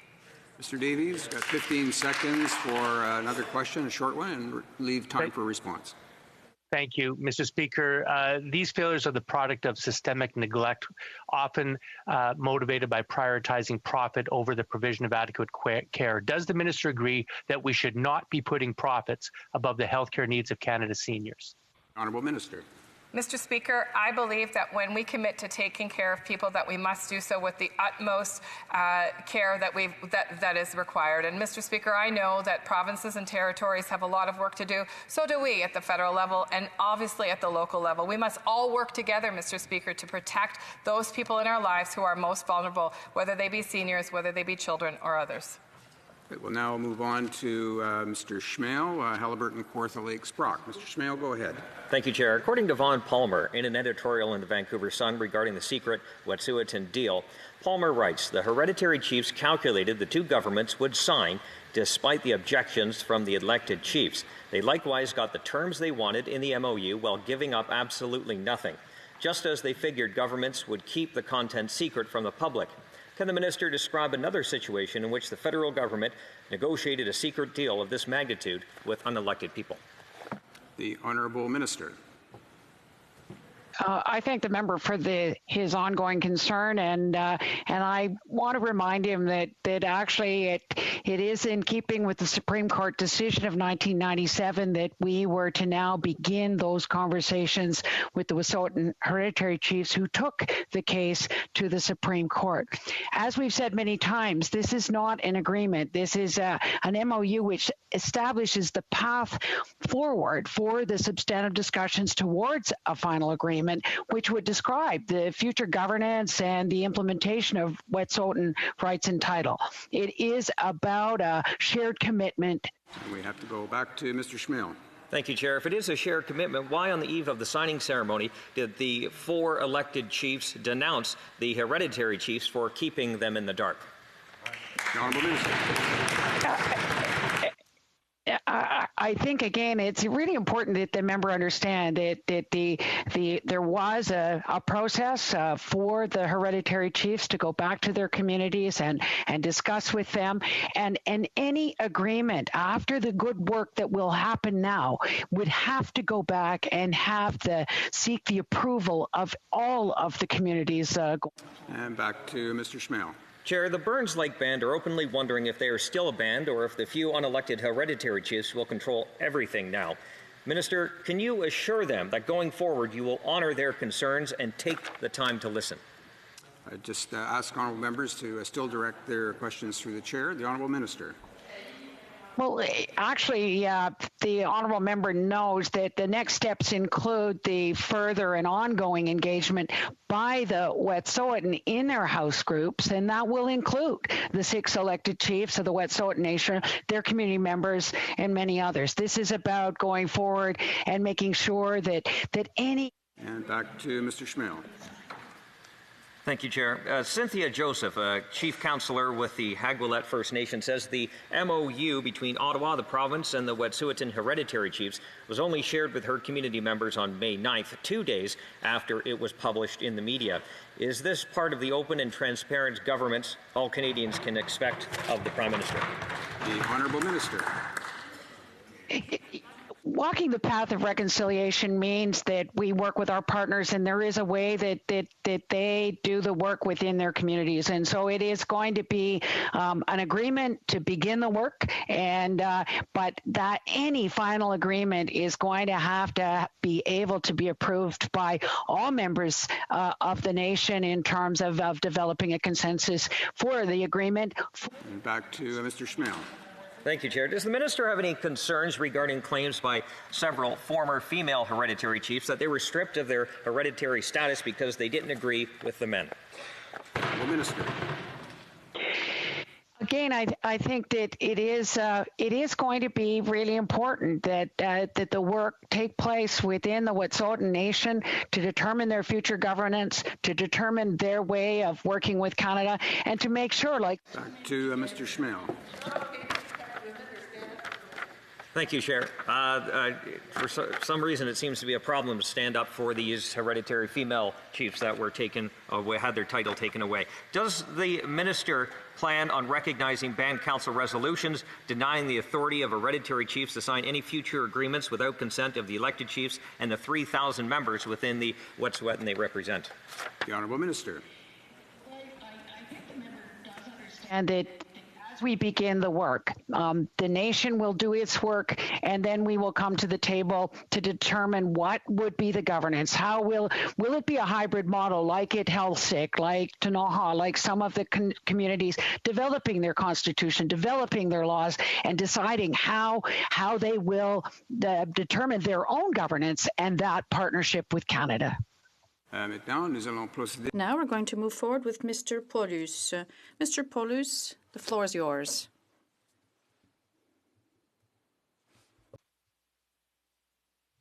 Merci. Thank you very much, Chair. The current restrictions on non-essential travel don't prevent asylum seekers from coming if they have family already in Canada. How can we refuse married people from crossing the border? The Honourable Minister. The member for a very important question. We've heard from many constituents and members of Parliament from right across the country expressing concern about non-status spouses being denied entry into the country because their travel is deemed to be non-essential. I've recently been in touch with all the provinces and territories because I think it's very important that we have their support for any changes to the restrictions that are currently in place. And we're working. Mr. Paulus, go ahead.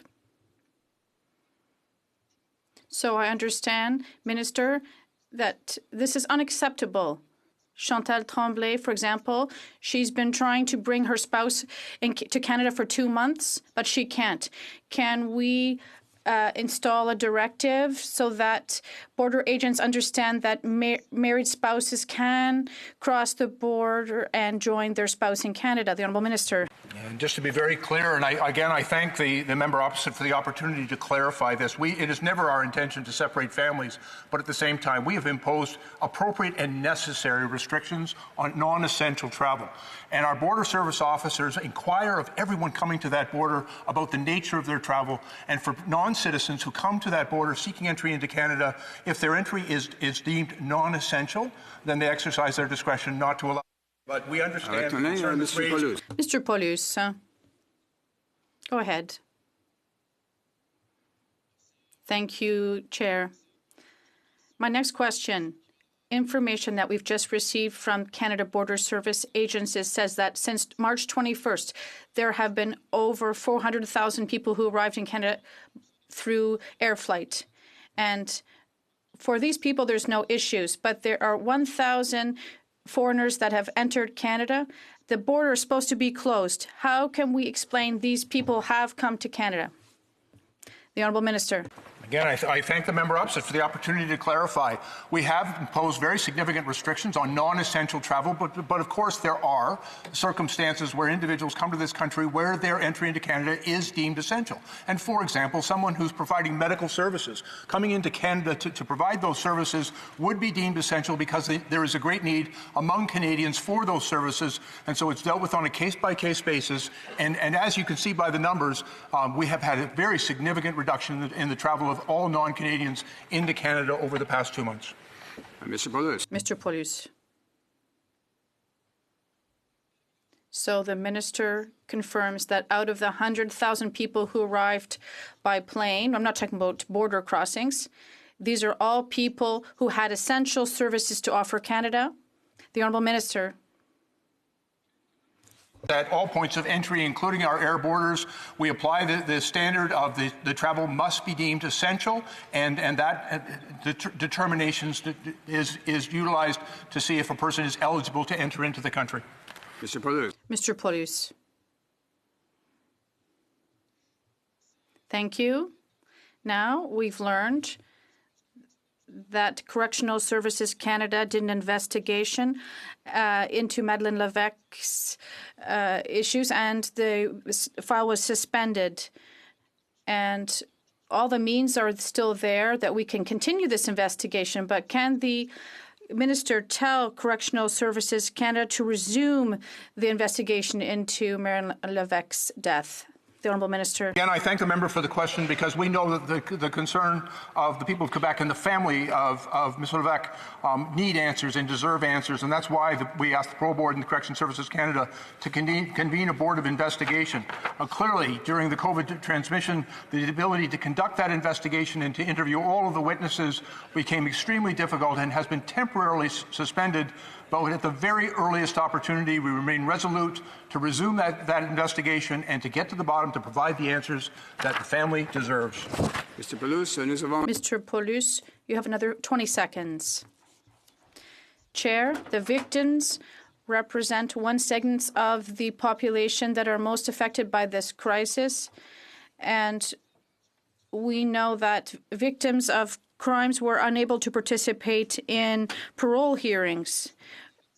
And there's Victims Week that will take place next week. How come the Prime Minister is turning his back on victims? Again, I'm at the very earliest days of COVID, until arrangements could be put in place, there were restrictions on victims participating, but we have put the systems in place to allow victims to present their evidence virtually, either by video or by phone, and to ensure that their voices are heard in these important things. We very much respect and support the role of victims in these determinations, and we're making every effort to ensure that they can participate.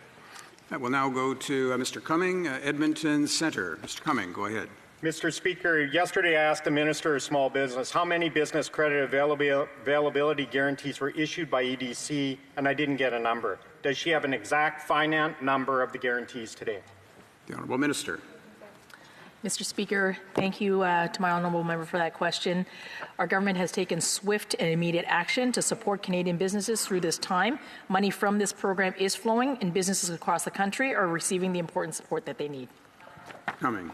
How many BCAP applications have been received so far? Honourable Minister. Mr. Speaker, these are large loans. They require important due diligence and adjudication by the financial institutions, and we will continue to be open and transparent as the accurate information becomes available. To Mr. Cumming. How long does it take to be approved for a BCAP guarantee? The Honourable Minister. I want to assure the member that we're going to do everything possible to support businesses and workers during this very important time. Mr. Cumming. How many businesses have received funding under the BCAP co-lending program since March? The Honourable Minister. The lending programs, particularly the program to help small businesses, have really helped lots of businesses. Over 630,000 loans have been issued, and this is really helping those. Back to Mr. Cumming. Unfortunately, lots is not an answer for the businesses that I'm trying to talk to. Can you tell me the CEBA changes that were recently announced, When will we be able to see people who have income through a dividend be able to apply? Honourable Minister. That's a very important question, Mr. Speaker. There's nothing more important to me and to our government than getting these supports out to businesses. Those small businesses who will get the expanded CEBA criteria, working very diligently with the financial institutions to make sure that they can get access to those loans as quickly as possible. Back to Mr. Cumming. Can you give me a day when that will happen? Honourable Minister. The financial institutions are working very hard to make sure they can make this available to businesses. To Mr. Cumming. When can a sole proprietor be able to go for those loans? The Honourable Minister. We will work very, very hard, very diligently to make sure that these businesses and those sole proprietors are supported. Honourable Mr. Cumming. Monday. Could they go on Monday? The Honourable Minister. There is nothing more important than making sure these businesses weather the difficult time of COVID-19. And our measures are... Back to Mr. Cumming. Mr. Cumming? Mr. Cumming. How about Tuesday?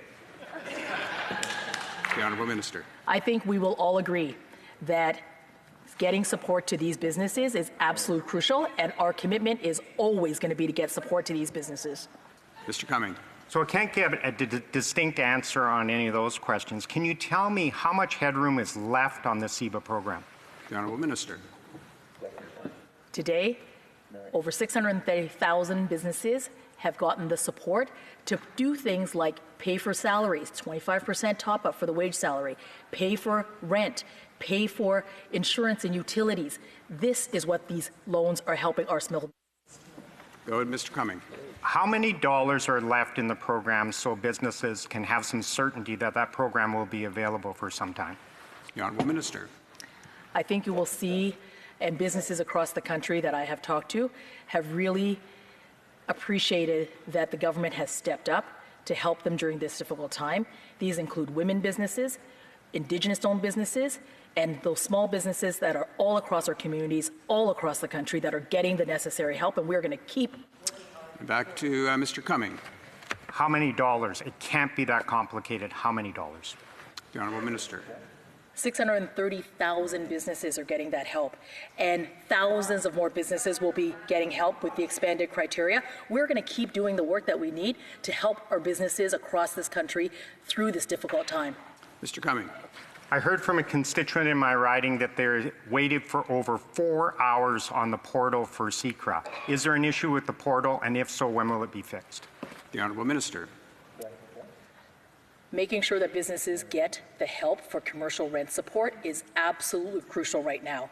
And we are going to endeavor to make sure that this help gets out to those small businesses. Applications have opened in a staggered way. And just time for one last short question. Mr. Cumming. Finally, the Prime Minister yesterday said a list of all organizations that have been receiving CEWS will be made public. When will that be done?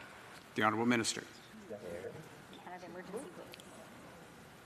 Is there concern about the question? Take it as voted. Go ahead.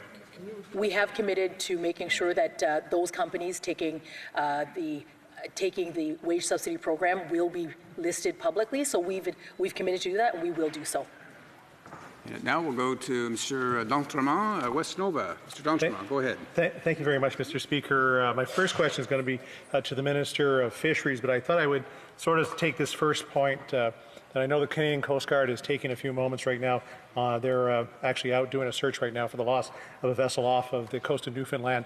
So for my community, who is a seafaring fishing community, I just wanted to put my thoughts out to, of course, the folks in Newfoundland, that we are definitely thinking of them during this difficult time. So my first question revolves around the lobster fishery. It's been open in Cape Breton since, I believe, the 15th of May. Weather's been good. The harvesters, of course, have been going out every day.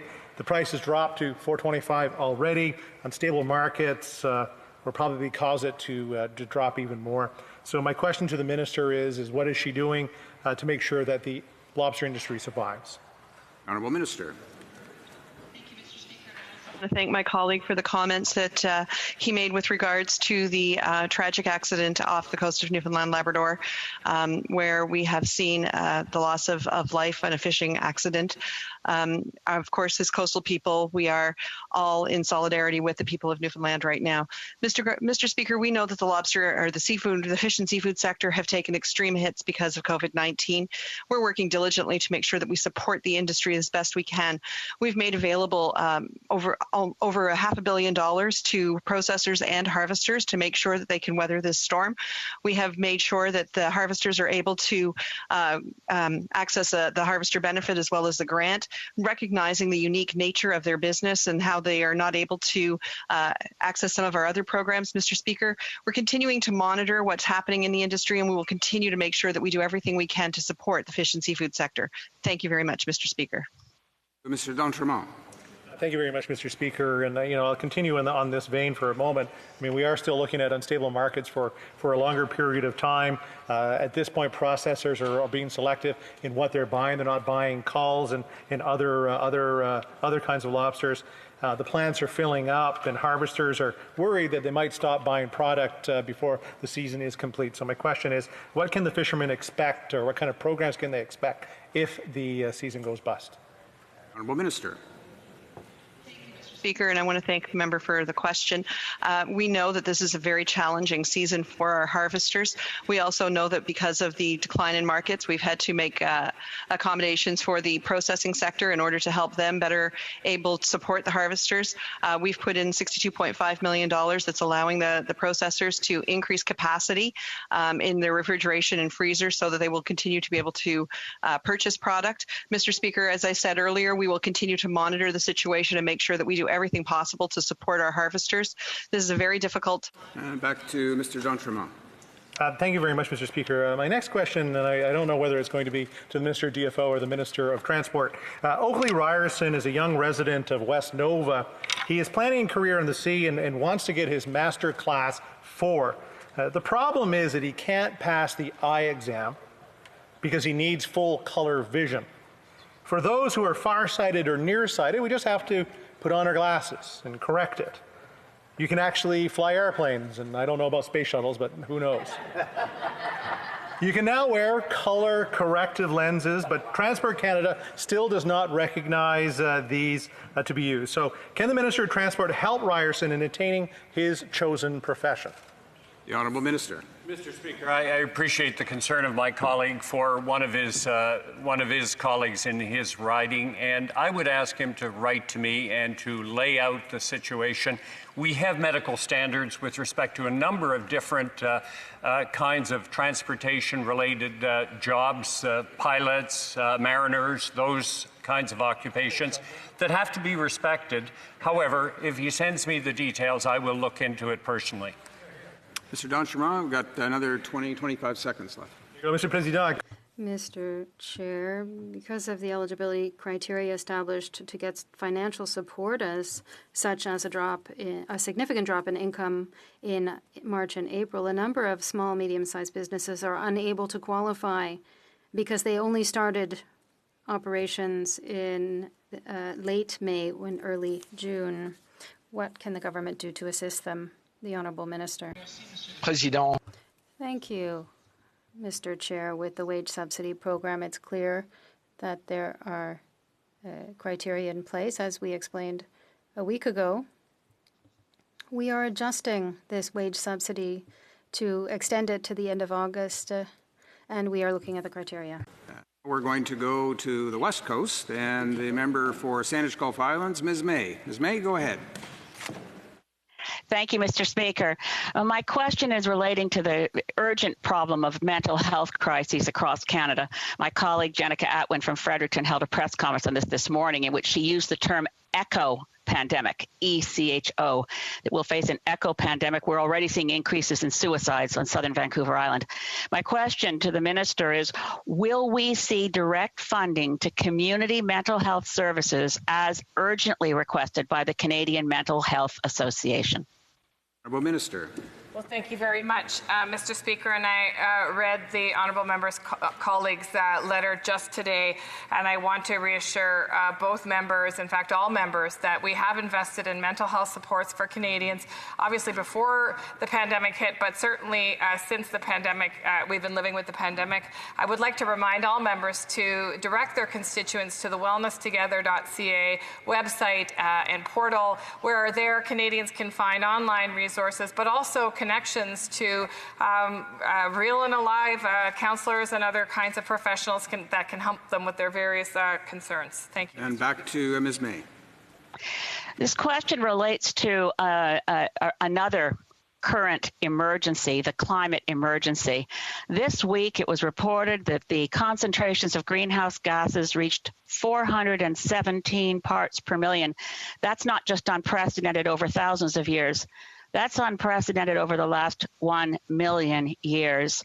And the temperatures in the Arctic broke 86 degrees Fahrenheit, 30 degrees Celsius in the Arctic Circle. My question is that the recognized parties in this House have established standing committees to work, but not the Committee on Environment. We've asked for this in negotiations. My question is, when will the recognized parties remember the June 2019 emergency resolution that we are in a climate emergency and start making sure we hit 2020 commitments under the Paris Agreement to improve our targets? The Honourable Minister.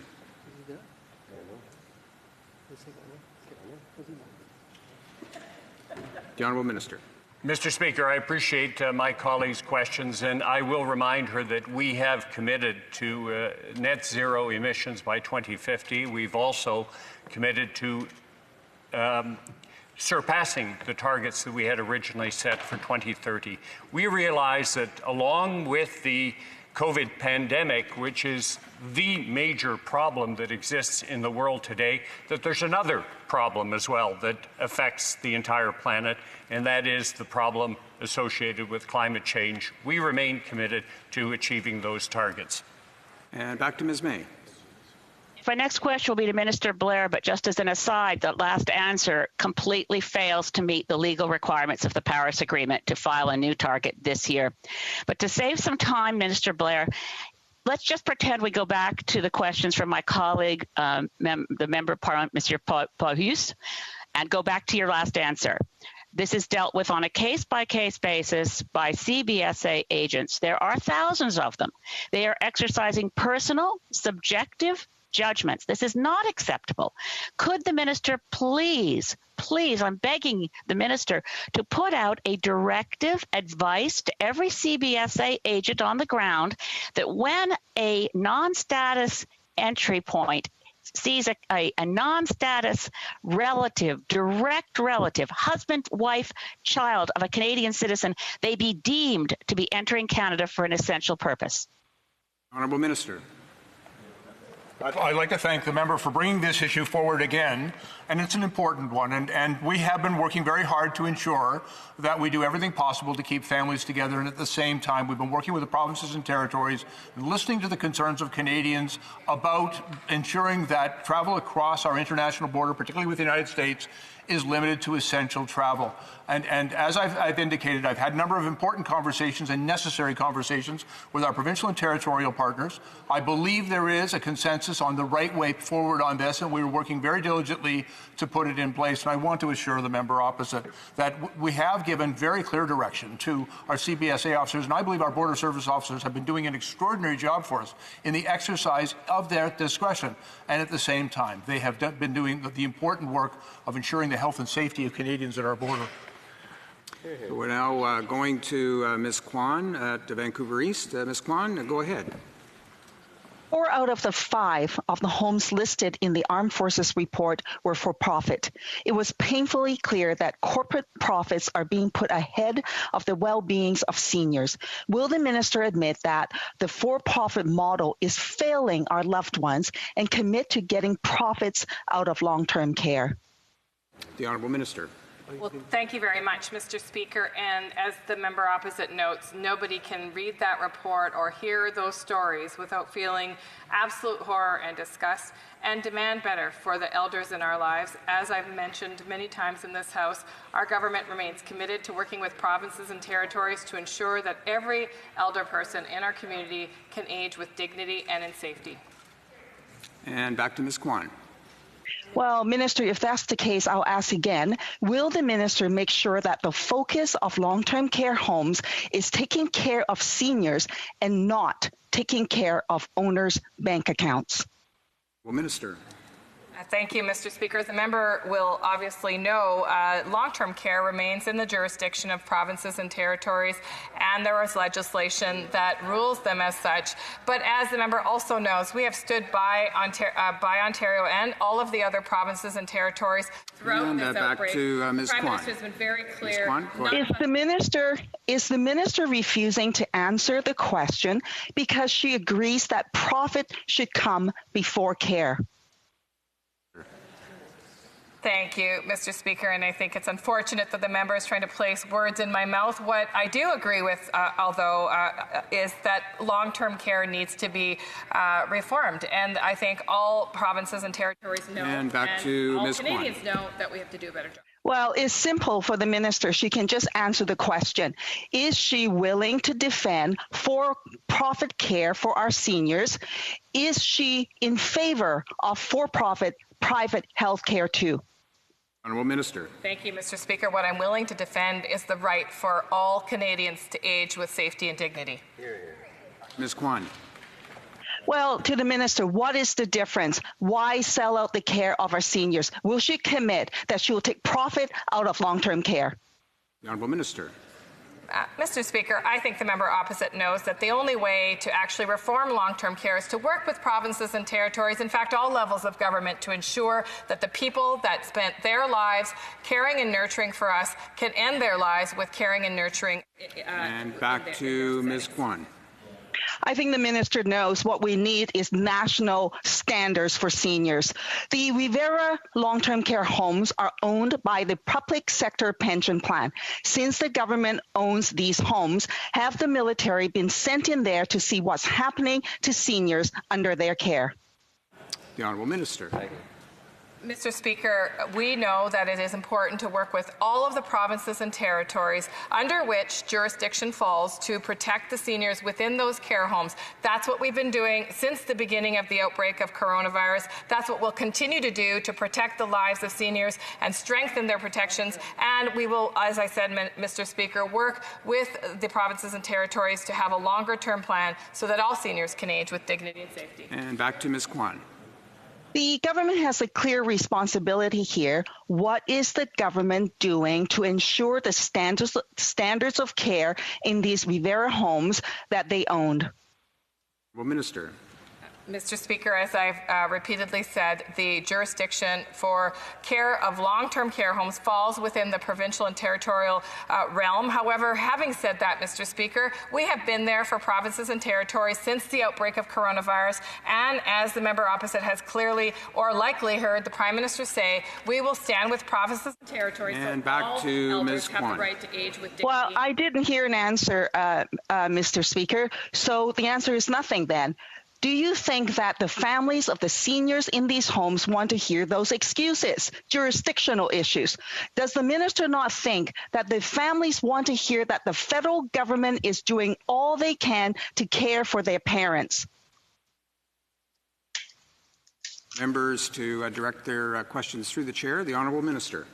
Thank you, Mr. Speaker. And quite frankly, I don't think that families care which level of government is responsible for caring for their elders. I think what they care about is that their elders are cared for. And that's in fact what the Prime Minister believes. That's in fact what our government believes. And that's why we've willingly stepped up to say to provinces and territories, we will be there with you to make sure that all seniors in our lives have the right to age with dignity and care.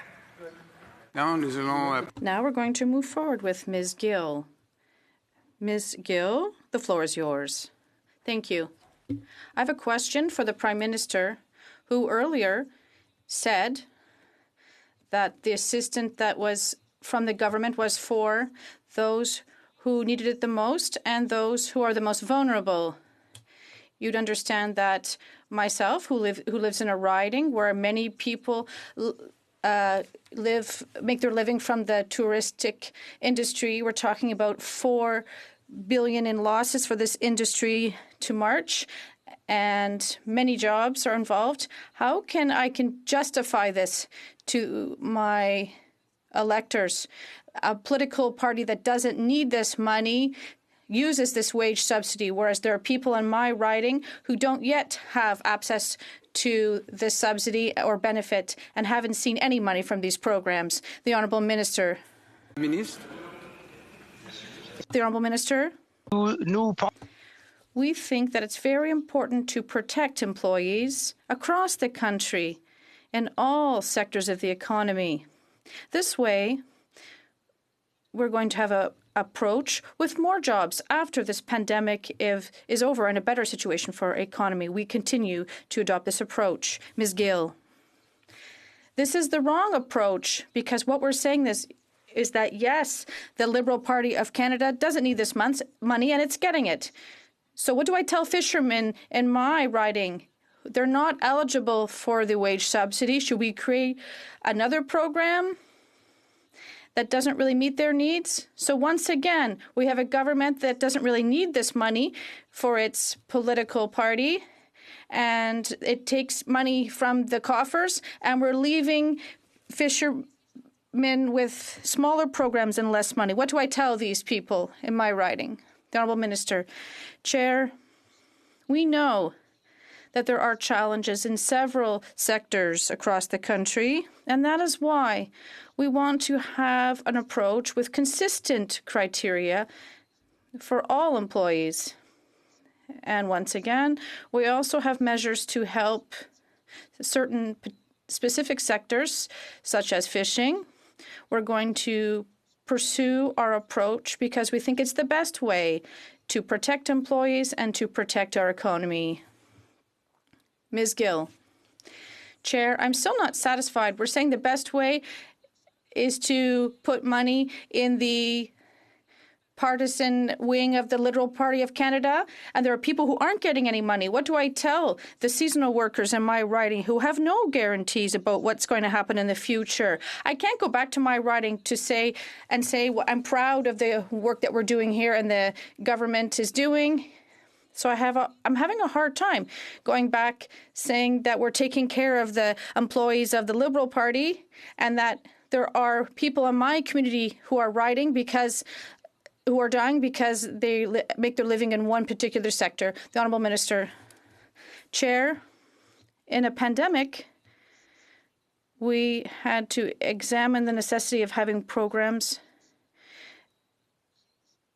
that are there in the event of a crisis. And that is what the wage subsidy is for. It's a program that intends to protect employees and that they remain with their employers. The emergency response benefit is very important for people who have lost their jobs. We're going to continue with our approach of helping all employees and all people across Canada in every sector of the economy that is facing difficulties with consistent criteria. Ms. Gill, back to you.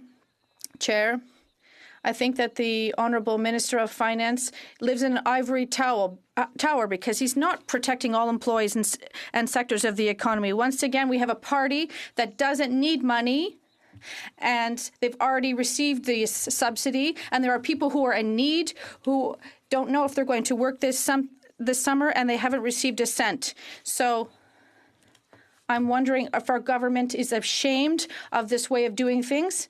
And when you're ashamed, and if you have a conscience, you end up correcting your actions.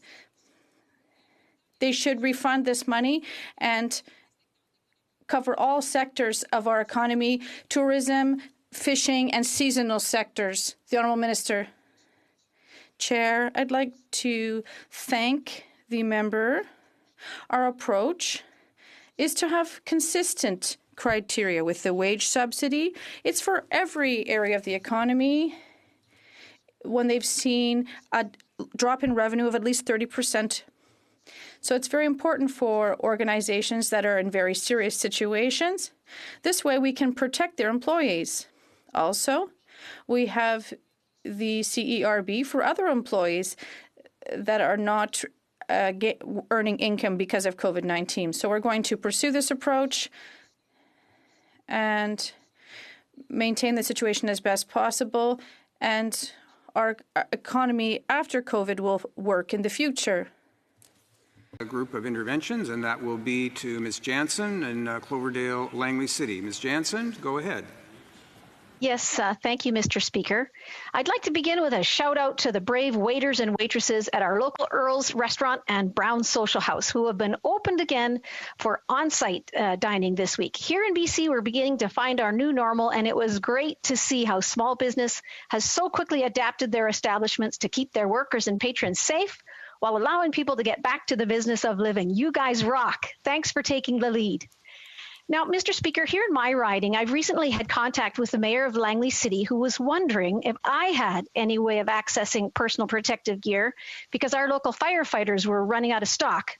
And then again yesterday, I spoke with one of our local homeless shelters who is also looking for PPE. Now, Dr. Tam is telling all Canadians to wear masks in public, but I'm wondering if the Minister for Public Service and Procurement could tell us where exactly we're going to get all those masks with the current shortage. The Honourable Minister.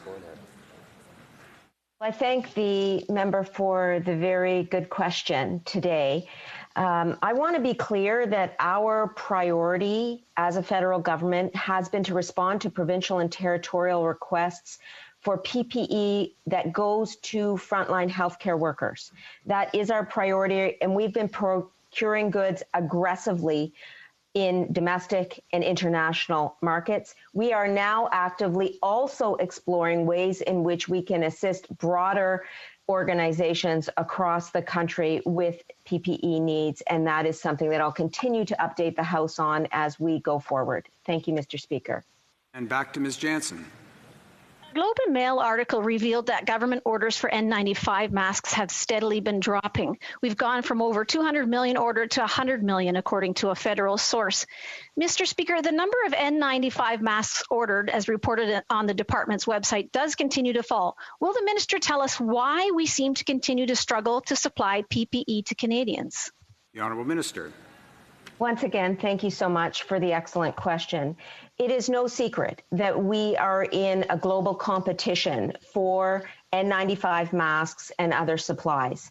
So the government of Canada's approach is to diversify supply chains internationally and build up and retool domestic industry so that we can have these supplies going forward. In terms of the numbers on our webpage, we have short-term and long-term contracts in place. And back to Ms. Jansen. Yes, I understand that a number of Chinese mask manufacturers have been nationalized and product for Canadians has been confiscated by the CCP government. Is the drop in N95 orders due to, in actual fact, contracts being cancelled? Honourable Minister. Thank you for the question. On N95 masks, I would like to assure the member and this House that we have multiple contracts in place for the procurement of N95 masks, including with 3M in the United States, whose masks are crossing our border weekly over the next month. So that back to Ms. Jansen.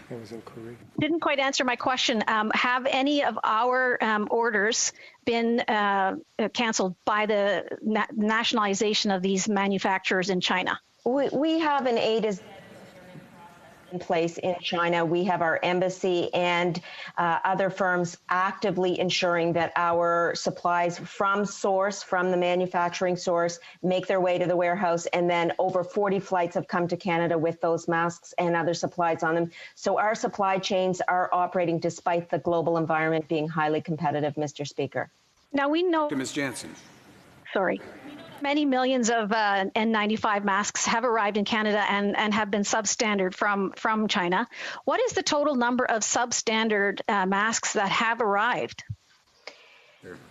Mr. Speaker, as previously explained to this House, about 8 million masks did not meet spec by the Public Health Agency of Canada and have been repurposed to some extent in other areas of the system. For one last question, Ms. Jansen, go ahead. Yes, in a previous committee, the Deputy Minister advised us that Medicom was shoulder tapped by the government to consider producing PPE. How many other companies did the government approach for this contract? Honourable Minister. Mr. Speaker, I thank the member for the question. We have operated in a very urgent way in order to procure supplies for frontline healthcare workers.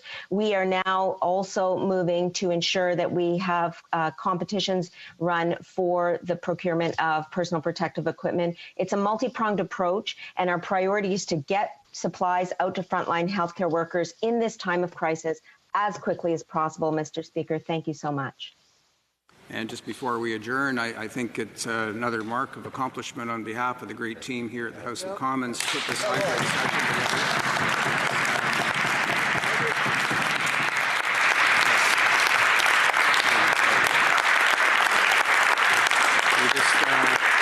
Some great efforts, even since yesterday evening, to get this turned around for today. So compliments to all members joining us here in the House and to all members who have joined by virtual conference.